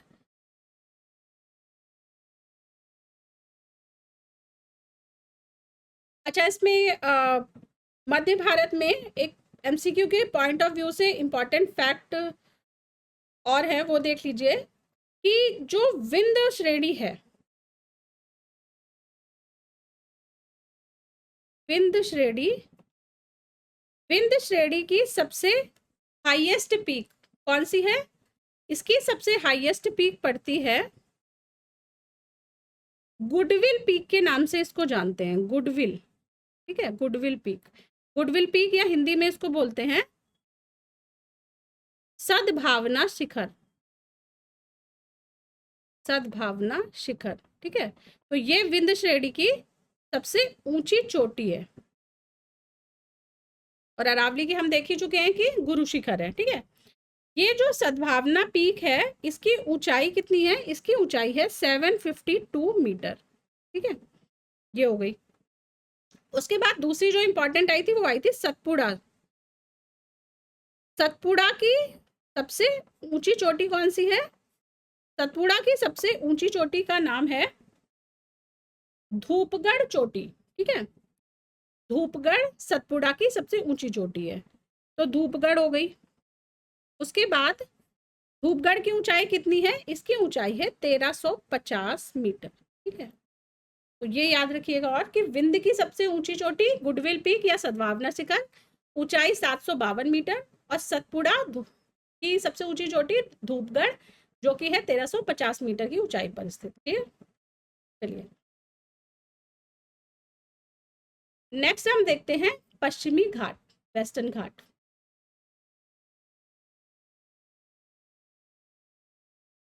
तो पश्चिमी घाट शुरू कहाँ से होता है? अगर आप यहाँ पर टॉप इसकी लोकेशन देखेंगे पश्चिमी घाट की,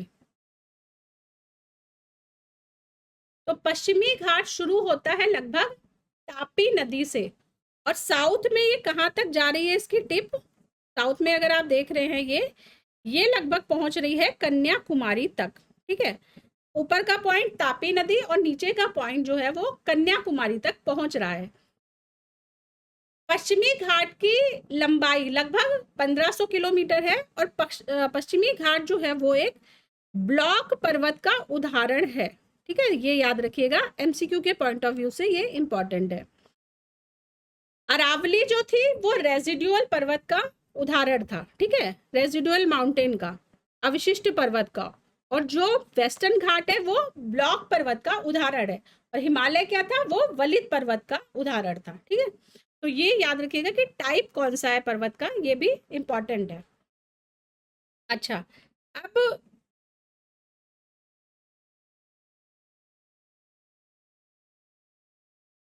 ये जो वेस्टर्न घाट है, तो आप देख रहे होंगे कि इस साइड से अगर आप देखेंगे, ठीक है, अगर आप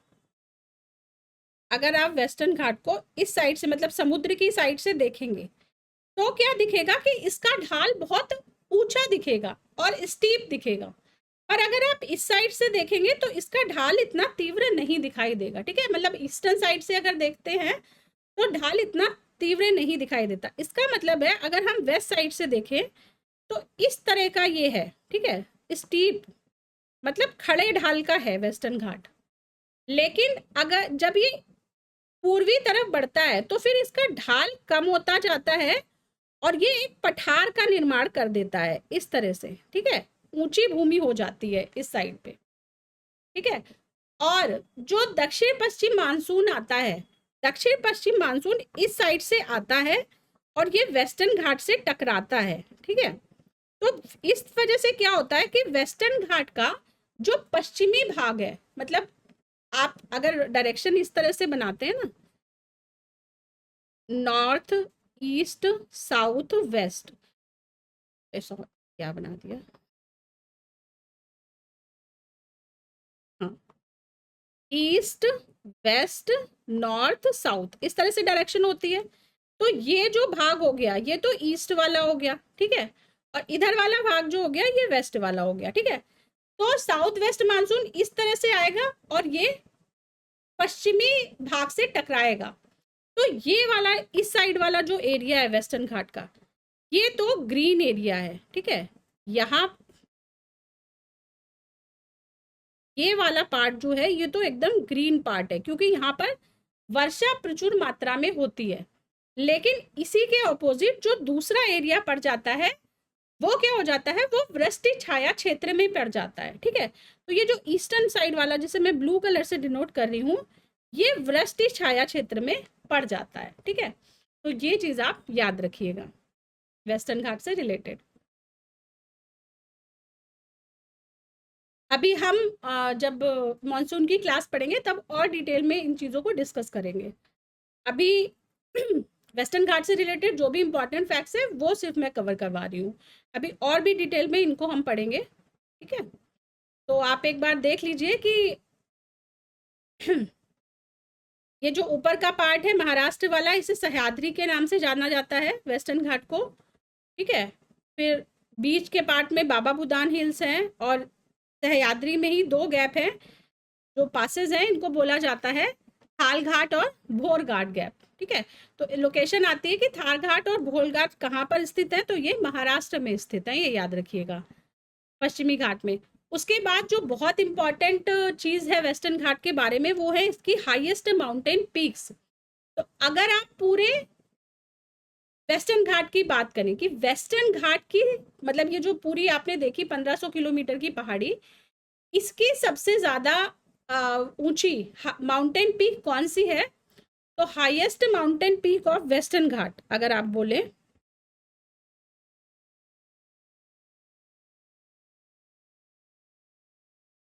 हाईएस्ट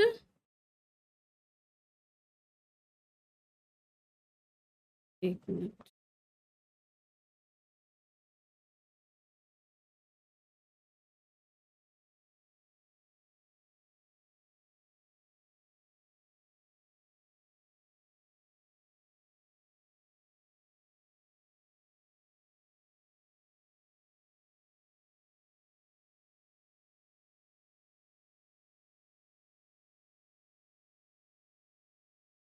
पहले देते, highest mountain peak of western घाट,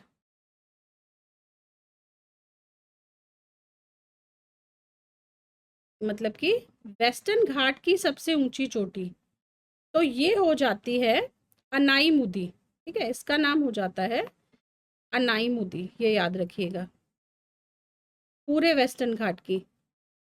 अब इस वेस्टर्न घाट के अंतर्गत एक बहुत इंपॉर्टेंट हिल, मतलब ये पूरी जो श्रृंखला है इसको तो वेस्टर्न घाट बोलते हैं, लेकिन हर राज्य में ये जिन जिन राज्यों से होकर गुजर रही है, हर राज्य ने इस पर्वत श्रृंखला को एक अलग नाम दे रखा है। जैसे कि महाराष्ट्र में हमने देखा है इसे सह्याद्री नाम दे रखा है।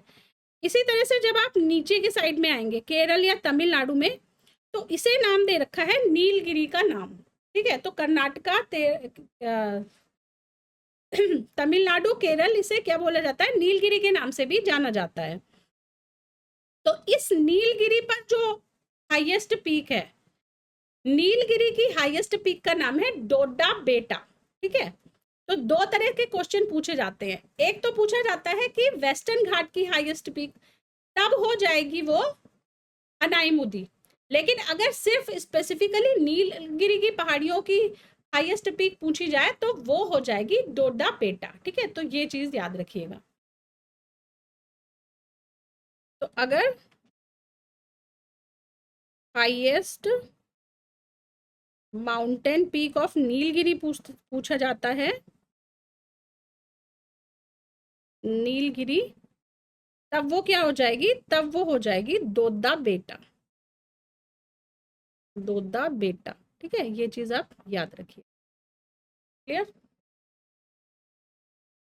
और ये जो नीलगिरी है पहाड़ियां, इस पर एक बहुत ही प्रसिद्ध हिल स्टेशन स्थित है जिसका नाम है ऊटी। तो ऊटी कहाँ पर स्थित है, ऊटी या ऊटक मंडल के नाम से भी जानते हैं, ये नीलगिरी पहाड़ियों पर स्थित है, ठीक है। इसके अलावा और भी पहाड़ियां हैं जो कि इंपॉर्टेंट हैं, जैसे कि कार्डामम की पहाड़ियां जिनको इलायची पहाड़ियां भी बोला जाता है, ये भी वेस्टर्न घाट का ही एक हिस्सा है। ठीक है, तो ये चीज आप याद रखिएगा।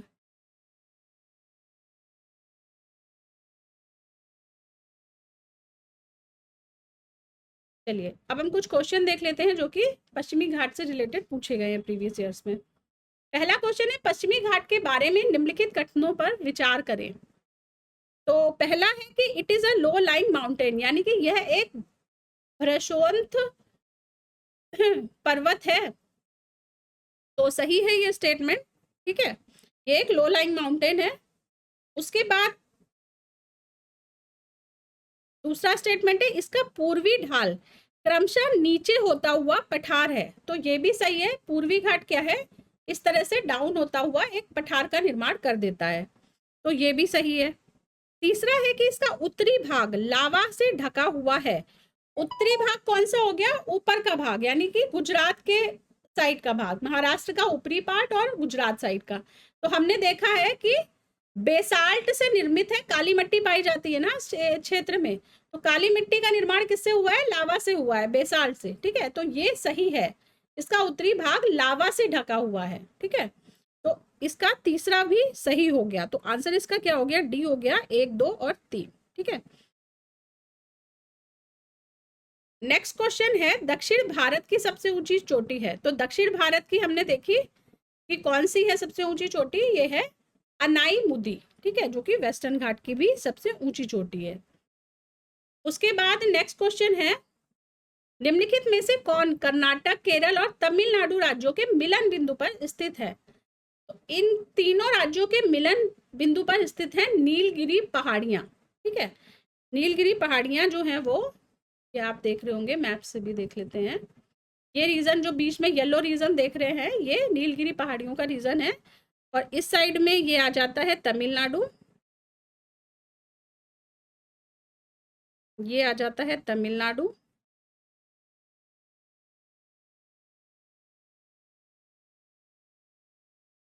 इधर साइड में केरल आ जाता है और इधर साइड में ऊपर आ जाता है कर्नाटका। ठीक है, और इनके ये जो जॉइंट है, यहाँ पर लगभग जॉइंट आ रहा है, तो इसी में ही क्या स्थित है, ये नीलगिरी की पहाड़ियाँ स्थित है। ठीक है, तो जब भी आप कुछ भी क्वेश्चन पढ़ो उसे मैप से जरूर देखो।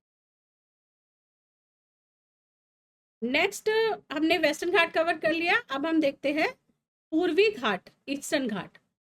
ईस्टर्न घाट जो है वो भारत के क्योंकि पूर्वी किनारे पर स्थित है। ठीक है, तो जो साउथ इंडियन स्टेट है पूर्वी किनारे के, जैसे कि उड़ीसा है, आंध्रा है या तमिलनाडु है, तो इनमें होता हुआ पूर्वी घाट गुजरता है। लेकिन जैसे हमने देखा कि पश्चिमी घाट कंटिन्यूअस है, तो पूर्वी घाट कंटिन्यूअस नहीं है। पूर्वी घाट क्या है, बीच बीच में से टूटा हुआ सा है। तो इस तरह से जैसे टुकड़ों टुकड़ों में पहाड़ियां स्थित है पूर्वी घाट की। और क्यों टुकड़ों में, क्योंकि इनके बीच बीच से होकर नदियां गुजरती हैं। तो जैसे आपने नदियों के नाम सुने होंगे, गोदावरी, कृष्णा, कावेरी, वो बीच बीच में से ही होकर गुजरती हैं पूर्वी घाट के। ठीक है, तो इसमें से जो इम्पोर्टेंट चीज है वो ये है कि आप पहाड़ियों का क्रम देख ले, इसमें से पूर्वी घाट की और मुख्य पहाड़ियों के नाम याद करने हैं कि कहाँ पे कौन सी स्थित हो रही हैं। तो जैसे कि पूर्वी घाट की जो इम्पॉर्टेंट पहाड़ियां हैं वो हो गई नायरगढ़ हिल, हो गई महेंद्रगिरी उड़ीसा की, फिर मादागुला कोंडास हो गई, रंपा हिल, उसके बाद वेलीकोंडा, नल्लामल्ला हिल कहाँ पर स्थित है, नल्लामल्ला पूर्वी घाट में, उसके बाद पालाकोंडा, नगारी, जवादी हिल, शेवरॉय हिल। डायरेक्टर इस तरह से भी आ जाता है क्वेश्चन कि इनमें से कौन से पूर्वी घाट की पहाड़ियां हैं, या पूर्वी घाट की पहाड़ियों को उत्तर से दक्षिण के क्रम में लगाइए, इस तरह का भी क्वेश्चन आ जाता है। ठीक है, तो उसमें आप याद रखिएगा कि किस क्रम में ये हैं। फिर आ गई पचई मलाई, पलनी हिल और वरुषनाथ हिल। ठीक है, तो ये पूर्वी घाट की पहाड़ियां हैं, इनको आप देख लीजिएगा एक बार पीडीएफ से।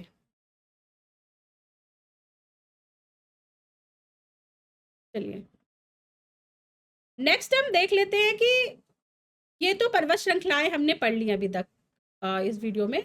नेक्स्ट महत्वपूर्ण पहाड़ियां और वो किस राज्य से संबंध है, क्योंकि मैच द फॉलोइंग में क्वेश्चन आ जाते हैं कि पहाड़ियों के नाम दे रखते हैं और राज्य का नाम दे रखा है और उसको मैच द फॉलोइंग मतलब मैच कराना है उनको। तो इसके लिए हम इम्पॉर्टेंट पहाड़ियों को देख लेते हैं जो कि प्रीवियस ईयर में जिनके बारे में क्वेश्चन पूछे गए हैं। पहली है इसमें से धोशी पहाड़ी हरियाणा की, फिर है मांडव पहाड़ियां गुजरात की, बटेश्वर बिहार की, तो बी से बटेश्वर, बी से बिहार हो गया। दालमा हो गई झारखंड की, तो झाड़ू वाली सीख की क्या बनती है, डलिये भी बनती है ना झाड़ू की सीख की, तो झारखंड और डालमा इस तरह से याद कर लीजिएगा। उसके बाद गढ़ जात ओडिशा, तो उसको गाढ़ा जा रहा था इसलिए वो उड़ गया, तो गढ़जात से, गढ़जात किसकी, उड़ीसा की हो गई। फिर बेलारी कर्नाटका, ठीक है, बेलारी कर्नाटकी, ये जो बेलारी एरिया है ये बहुत बड़ा स्टील आयरन ओर का माइनिंग एरिया भी है। तो इसमें और बेलारी से ही सोनिया गांधी जी एमपी के लिए इलेक्ट भी हो चुकी हैं। अपार्ट फ्रॉम पॉलिटिकल ऐसा कुछ नहीं था कि किसी पार्टी को समर्थन करना है, जस्ट एक फैक्ट याद आ गया। नेक्स्ट है कि एक्चुअली मैंने बेलारी में जॉब की है तो इसलिए मुझे इसकी थोड़ी स्पेशलिटीज पता है इस जगह की। चलिए नेक्स्ट है कामेत हिल जो कि है उत्तराखंड राज्य में स्थित, ठीक है। फिर नंगा पर्वत जम्मू कश्मीर में। नेक्स्ट नल्लामलाई आंध्र प्रदेश में भी हमने देखा, पूर्वी घाट का हिस्सा है ये पहाड़ियां। शेवराय तमिलनाडु में, ये भी पूर्वी घाट का हिस्सा है। फिर कोल्लई मलई तमिलनाडु में है पहाड़ियां। उसके बाद सिरुमलई तमिलनाडु में। मिरी हिल्स अभी हम देख चुके हैं अरुणाचल प्रदेश में। गारो पहाड़ियां मेघालय में। अब दो इंपॉर्टेंट पहाड़ियां जो कि भारत से बाहर स्थित है पर इनके बारे में पहले प्रीवियस ईयर में क्वेश्चन पूछा गया है। ये पहाड़ियां हैं चो ओंग और लाहोत्सो, ये स्थित है नेपाल चीन सीमा पर, ठीक है। तो इनके नाम भी याद रखिएगा कि भारत से बाहर नेपाल चीन सीमा पर स्थित है चो ओ और लाहोत्से। उसके बाद ब्लू माउंटेन मिजोरम में, ठीक है। तो मिजो हिल्स का ही एक पार्ट है ब्लू माउंटेन पहाड़ियां। अब हम देख लेते हैं कि प्रमुख पर्वत चोटियां और वो किस राज्य में स्थित है। तो पर्वत चोटियां की स्थिति राज्य के सापेक्ष, इसमें से पहली इंपॉर्टेंट है अनाईमुदी। अनाईमुदी पर्वत चोटी जो कि वेस्टर्न घाट की सबसे ऊंची चोटी है, ये है केरल राज्य में स्थित। फिर है सारामती चोटी, ये है नागालैंड में स्थित। उसके बाद नंदा देवी, ये उत्तराखंड में स्थित। फिर डोडा बेटा पीक, ये आ जाती है तमिलनाडु में। डोडा बेटा नीलगिरी की सबसे ऊंची चोटी है।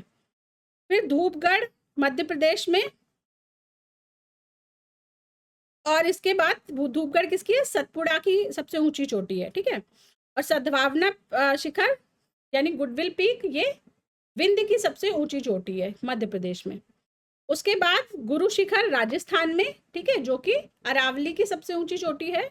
और गुरु मंधाता तिब्बत में स्थित है जो कि नेपाल नॉर्थ वेस्ट नेपाल में स्थित है, ठीक है। तो ये भी भारत से बाहर स्थित है गुरु मंधाता, तो ये आप याद रखिएगा।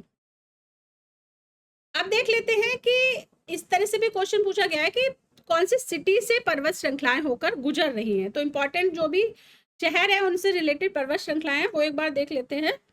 तो श्रीनगर शहर ये आता है पीर पंजाल और वृहद हिमालय के बीच में। अभी हमने एमसीक्यू भी देखा था इससे रिलेटेड एक, तो वही है। उसके बाद शिमला धौलाधार श्रेणी में स्थित है। ऊटी या ऊटक मंडल, ये है नीलगिरी पहाड़ी पर स्थित, ठीक है। फिर माउंट आबू अरावली पर स्थित। कोटा सिटी, ये भी अरावली पर स्थित।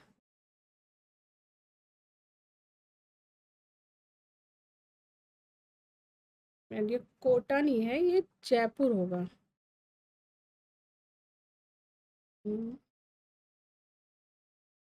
अरावली पर स्थित है जयपुर सिटी।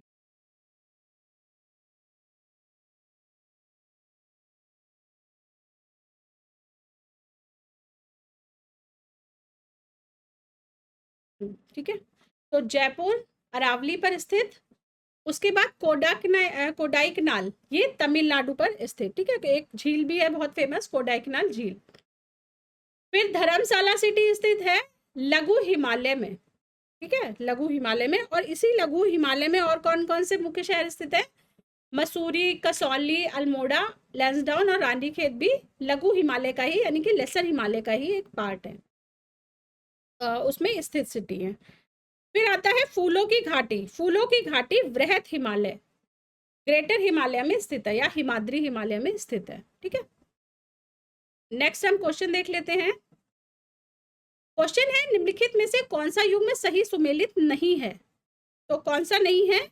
पहला है गड़जट पहाड़ियां ओडिशा में, तो ये सही है। उसके बाद मांडव पहाड़ियां महाराष्ट्र में, तो मांडव पहाड़ियां जो है वो महाराष्ट्र में नहीं है, ये कहाँ पर स्थित है? ये गुजरात में स्थित है, गुजरात में। ठीक है, उसके बाद नल्लामलाई पहाड़ियां ये आ जाती है आंध्र प्रदेश में, और फिर शेवराई पहाड़ियां ये तमिलनाडु में। ठीक है, इसमें से बी जो था, तो हम एक बार गुजरात के मैप में भी स्थिति देख लेते हैं। तो ये जो गुजरात का मैप है, इसमें आप देख रहे होंगे नीचे साइड में ये मांडव हिल्स है। ठीक है, मांडव यहाँ पर स्थित है गुजरात के सदर्न पार्ट।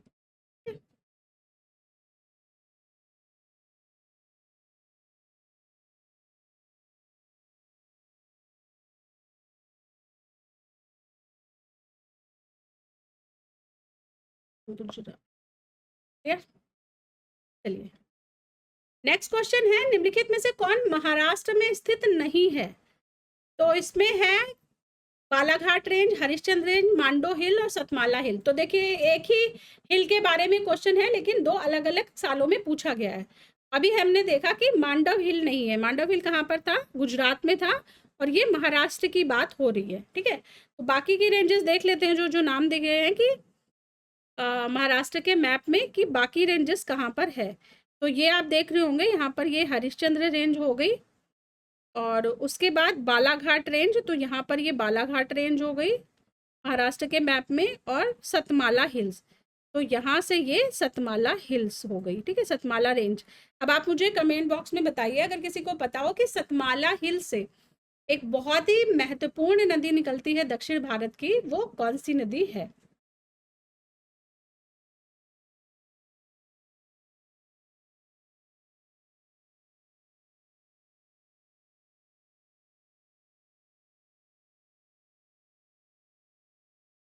चलिए नेक्स्ट क्वेश्चन है, नीचे दिए गए कोट से दक्षिण से उत्तर की ओर बढ़ते हुए निम्नलिखित पहाड़ियों का स्थानिक क्रम चुने। दक्षिण से उत्तर मतलब नीचे से ऊपर की ओर। ठीक है, ये साउथ हो गया, ये नॉर्थ हो गया, तो दक्षिण से उत्तर। सतमाला हिल्स, कैमूर पहाड़ियां, पीर पंजल और नागा।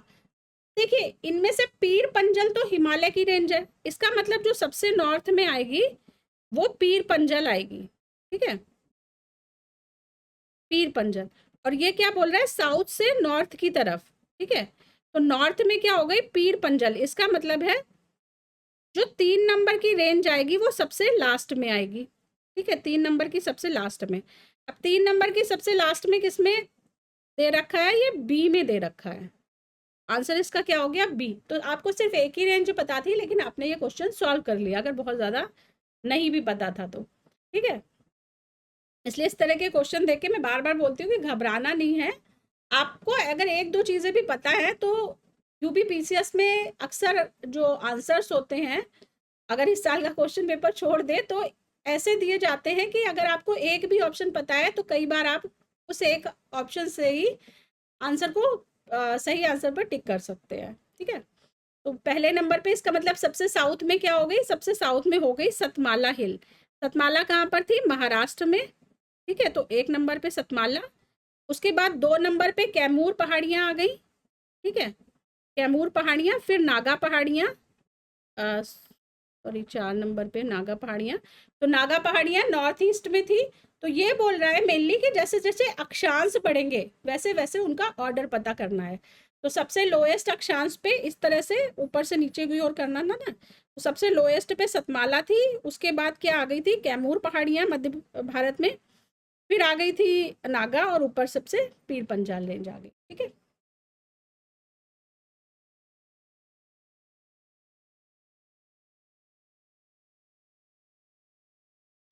चलिए नेक्स्ट क्वेश्चन है, सूची 1 को सूची 2 से सुमेलित करें और सूचियों के नीचे दिए गए कूट से सही उत्तर चुनें।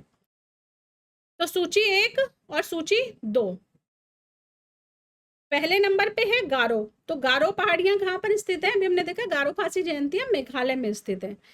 ए का 1 हो गया। उसके बाद मिरी हिल्स, मिरी हमने देखा था, मिरी क्या था? डी मैम दमा मिश। तो डाफला, मिरी, अबोर और मिशमी। तो मिरी कहाँ पर थी? अरुणाचल प्रदेश में थी। तो मिरी हो गई बी से 3, अरुणाचल प्रदेश में। ठीक है, फिर कोलाई मलाई, कोलाई मलाई हो गई तमिलनाडु में। और इसके बाद दलमा झाड़, तो झाड़ू की डलिया, ऐसे याद किया था ना, तो दलमा झारखंड में हो गई। तो इस तरह से हमने मैच करा दिया। तो क्या हो गया? ए का 1 3 में है, बी का 3 2 में है और सी का 2। तो आंसर हो गया इसका ए।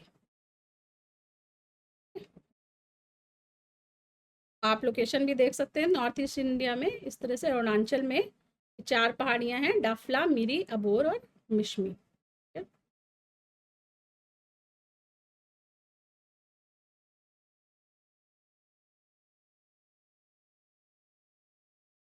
नेक्स्ट क्वेश्चन है, मध्य भारत में पश्चिम से पूर्व की ओर स्थित पहाड़ियों का निम्नलिखित में से कौन सा सही क्रम है? पश्चिम से पूर्व, इधर से लेके इस डायरेक्शन में आप चल रहे हैं, वेस्ट टू लेके ईस्ट में। ठीक है, तो ये कौन सा है?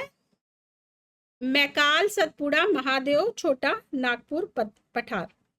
सतपुड़ा, महादेव, मैकाल, छोटा नागपुर, पठार। तो सतपुड़ा सबसे पहले अभी हम देख चुके हैं, तो 2 या तो ये होगी या ये होगी। तो सतपुड़ा के बाद महादेव है।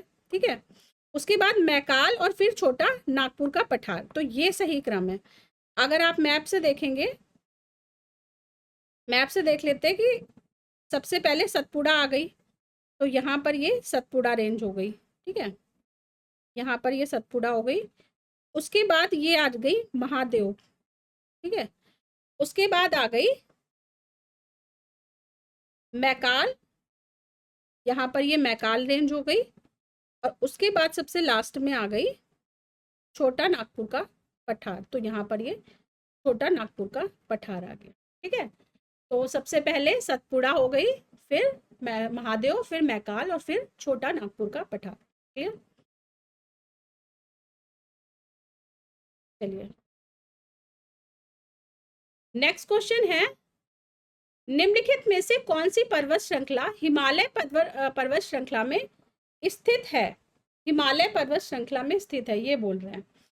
तो इसमें से चौओ और लाहोत्सोर ये कहाँ पर स्थित है? ये स्थित है नेपाल चाइना बॉर्डर पर, तिब्बत में। ठीक है, तो ये दोनों स्थित हैं। अन्नामलाई जो है वो वेस्टर्न घाट में स्थित है। ठीक है, और सिरिमाली भी दक्षिण भारत की माउंटेन रेंज है। ठीक है, तो ये आप देख रहे होंगे सिरिमाली तमिलनाडु में स्थित है, यहाँ पर सिरिमाली की स्थिति है।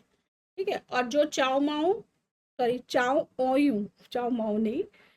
चाओ ओयू यहाँ पर स्थित है। ठीक है, तो ये चोआऊ है और दूसरी थी लाहौत्से, तो ये यहाँ पर। ठीक है, ये दोनों हिमालय की पहाड़ है, पर्वत श्रृंखला है। ठीक है, लाहौत्से और चोआऊ।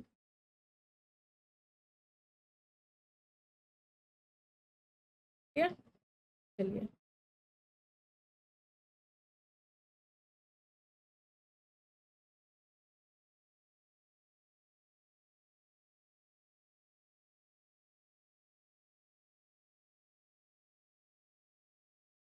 नेक्स्ट क्वेश्चन है, निम्नलिखित में से कौन सा युग्म सही सुमेलित नहीं है? कौन सा सही सुमेलित नहीं है? तो इसमें पहाड़ियां दे रखी हैं, मतलब हिल स्टेशन, और वो कौन से माउंटेन रेंज पर स्थित है ये दे रखा है। तो माउंट आबू अरावली पे, ये सही है। Mount Abu hill station Aravalli पर्वत श्रृंखला पर है। फिर कोडाइकनाल अन्नामलाई पर, तो कोडाइकनाल अन्नामलाई पर स्थित नहीं है। ठीक है, उसके बाद ऊटक मंडल, ऊटका मुंड, ऊटक मंडल होगा ये, ऊटक मंडल, ऊटका मुंड या ऊटी, एक ही पहाड़ियां हैं, ये नीलगिरी पर स्थित है, तो ये ठीक है। और उसके बाद शिमला जो है वो धौलाधार पर स्थित है। ठीक है, तो ये हम देख चुके हैं कि शिमला धौलाधार। इसमें से जो बी है वो कोडाइकनाल अन्नामलाई पहाड़ियों पर स्थित नहीं है, और ये अन्नामलाई पर स्थित नहीं है तो ये कहाँ पर स्थित है? यहाँ पर लोकेशन है कोडाइकनाल की।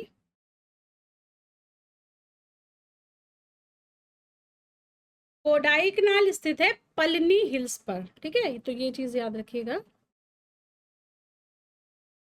पलनी पहाड़ियों पर कोडाइकनाल। क्लियर? और पलनी पहाड़ियाँ कहाँ पर है? तमिलनाडु में।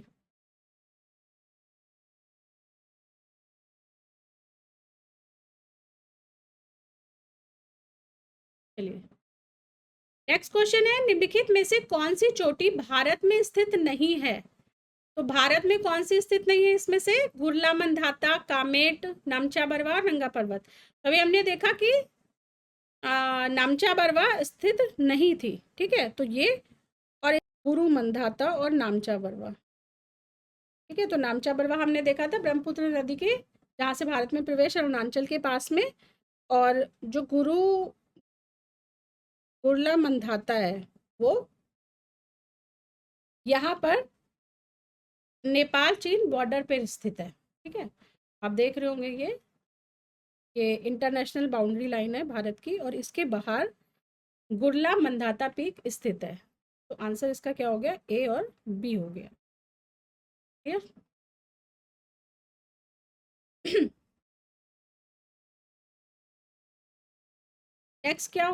नेक्स्ट क्वेश्चन है, सूची 1 को सूची 2 से सुमेलित करें तथा सूची के नीचे दिए गए कूट से सही उत्तर चुनें। इसमें राज्य दे रखा है और इसकी सबसे ऊंची चोटी दे रखी है। तो सबसे पहले केरल की सबसे ऊंची चोटी हो गई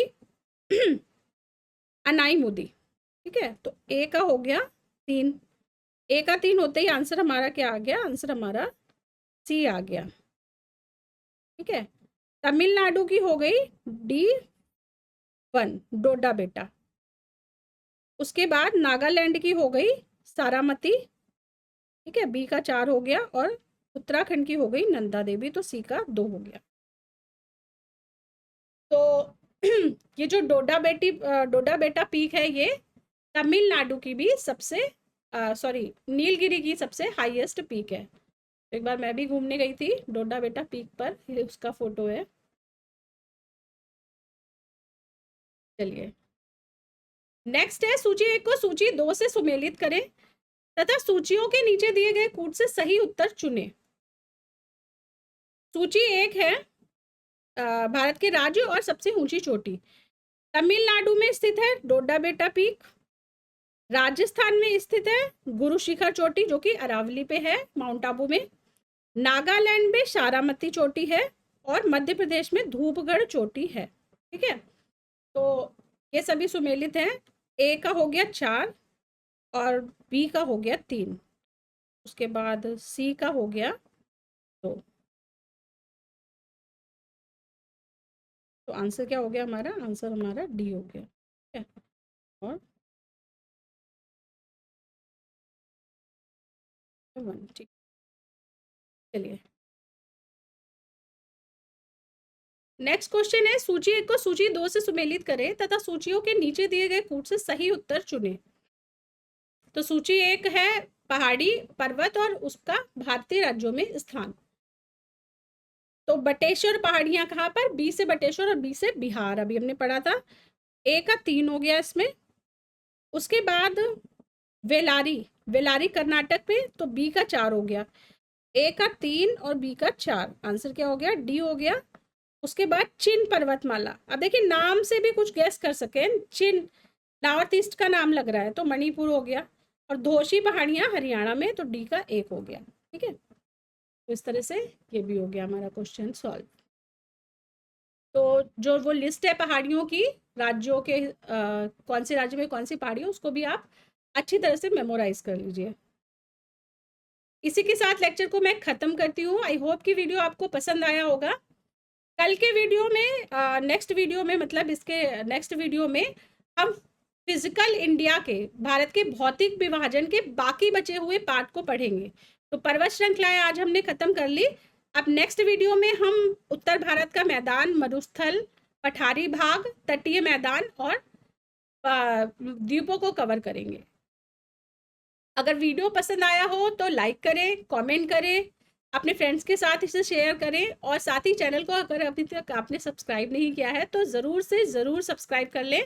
और यूट्यूब का चैनल तो सब्सक्राइब कर ही, साथ ही टेलीग्राम चैनल भी ज़रूर सब्सक्राइब कर लें। जय हिंद।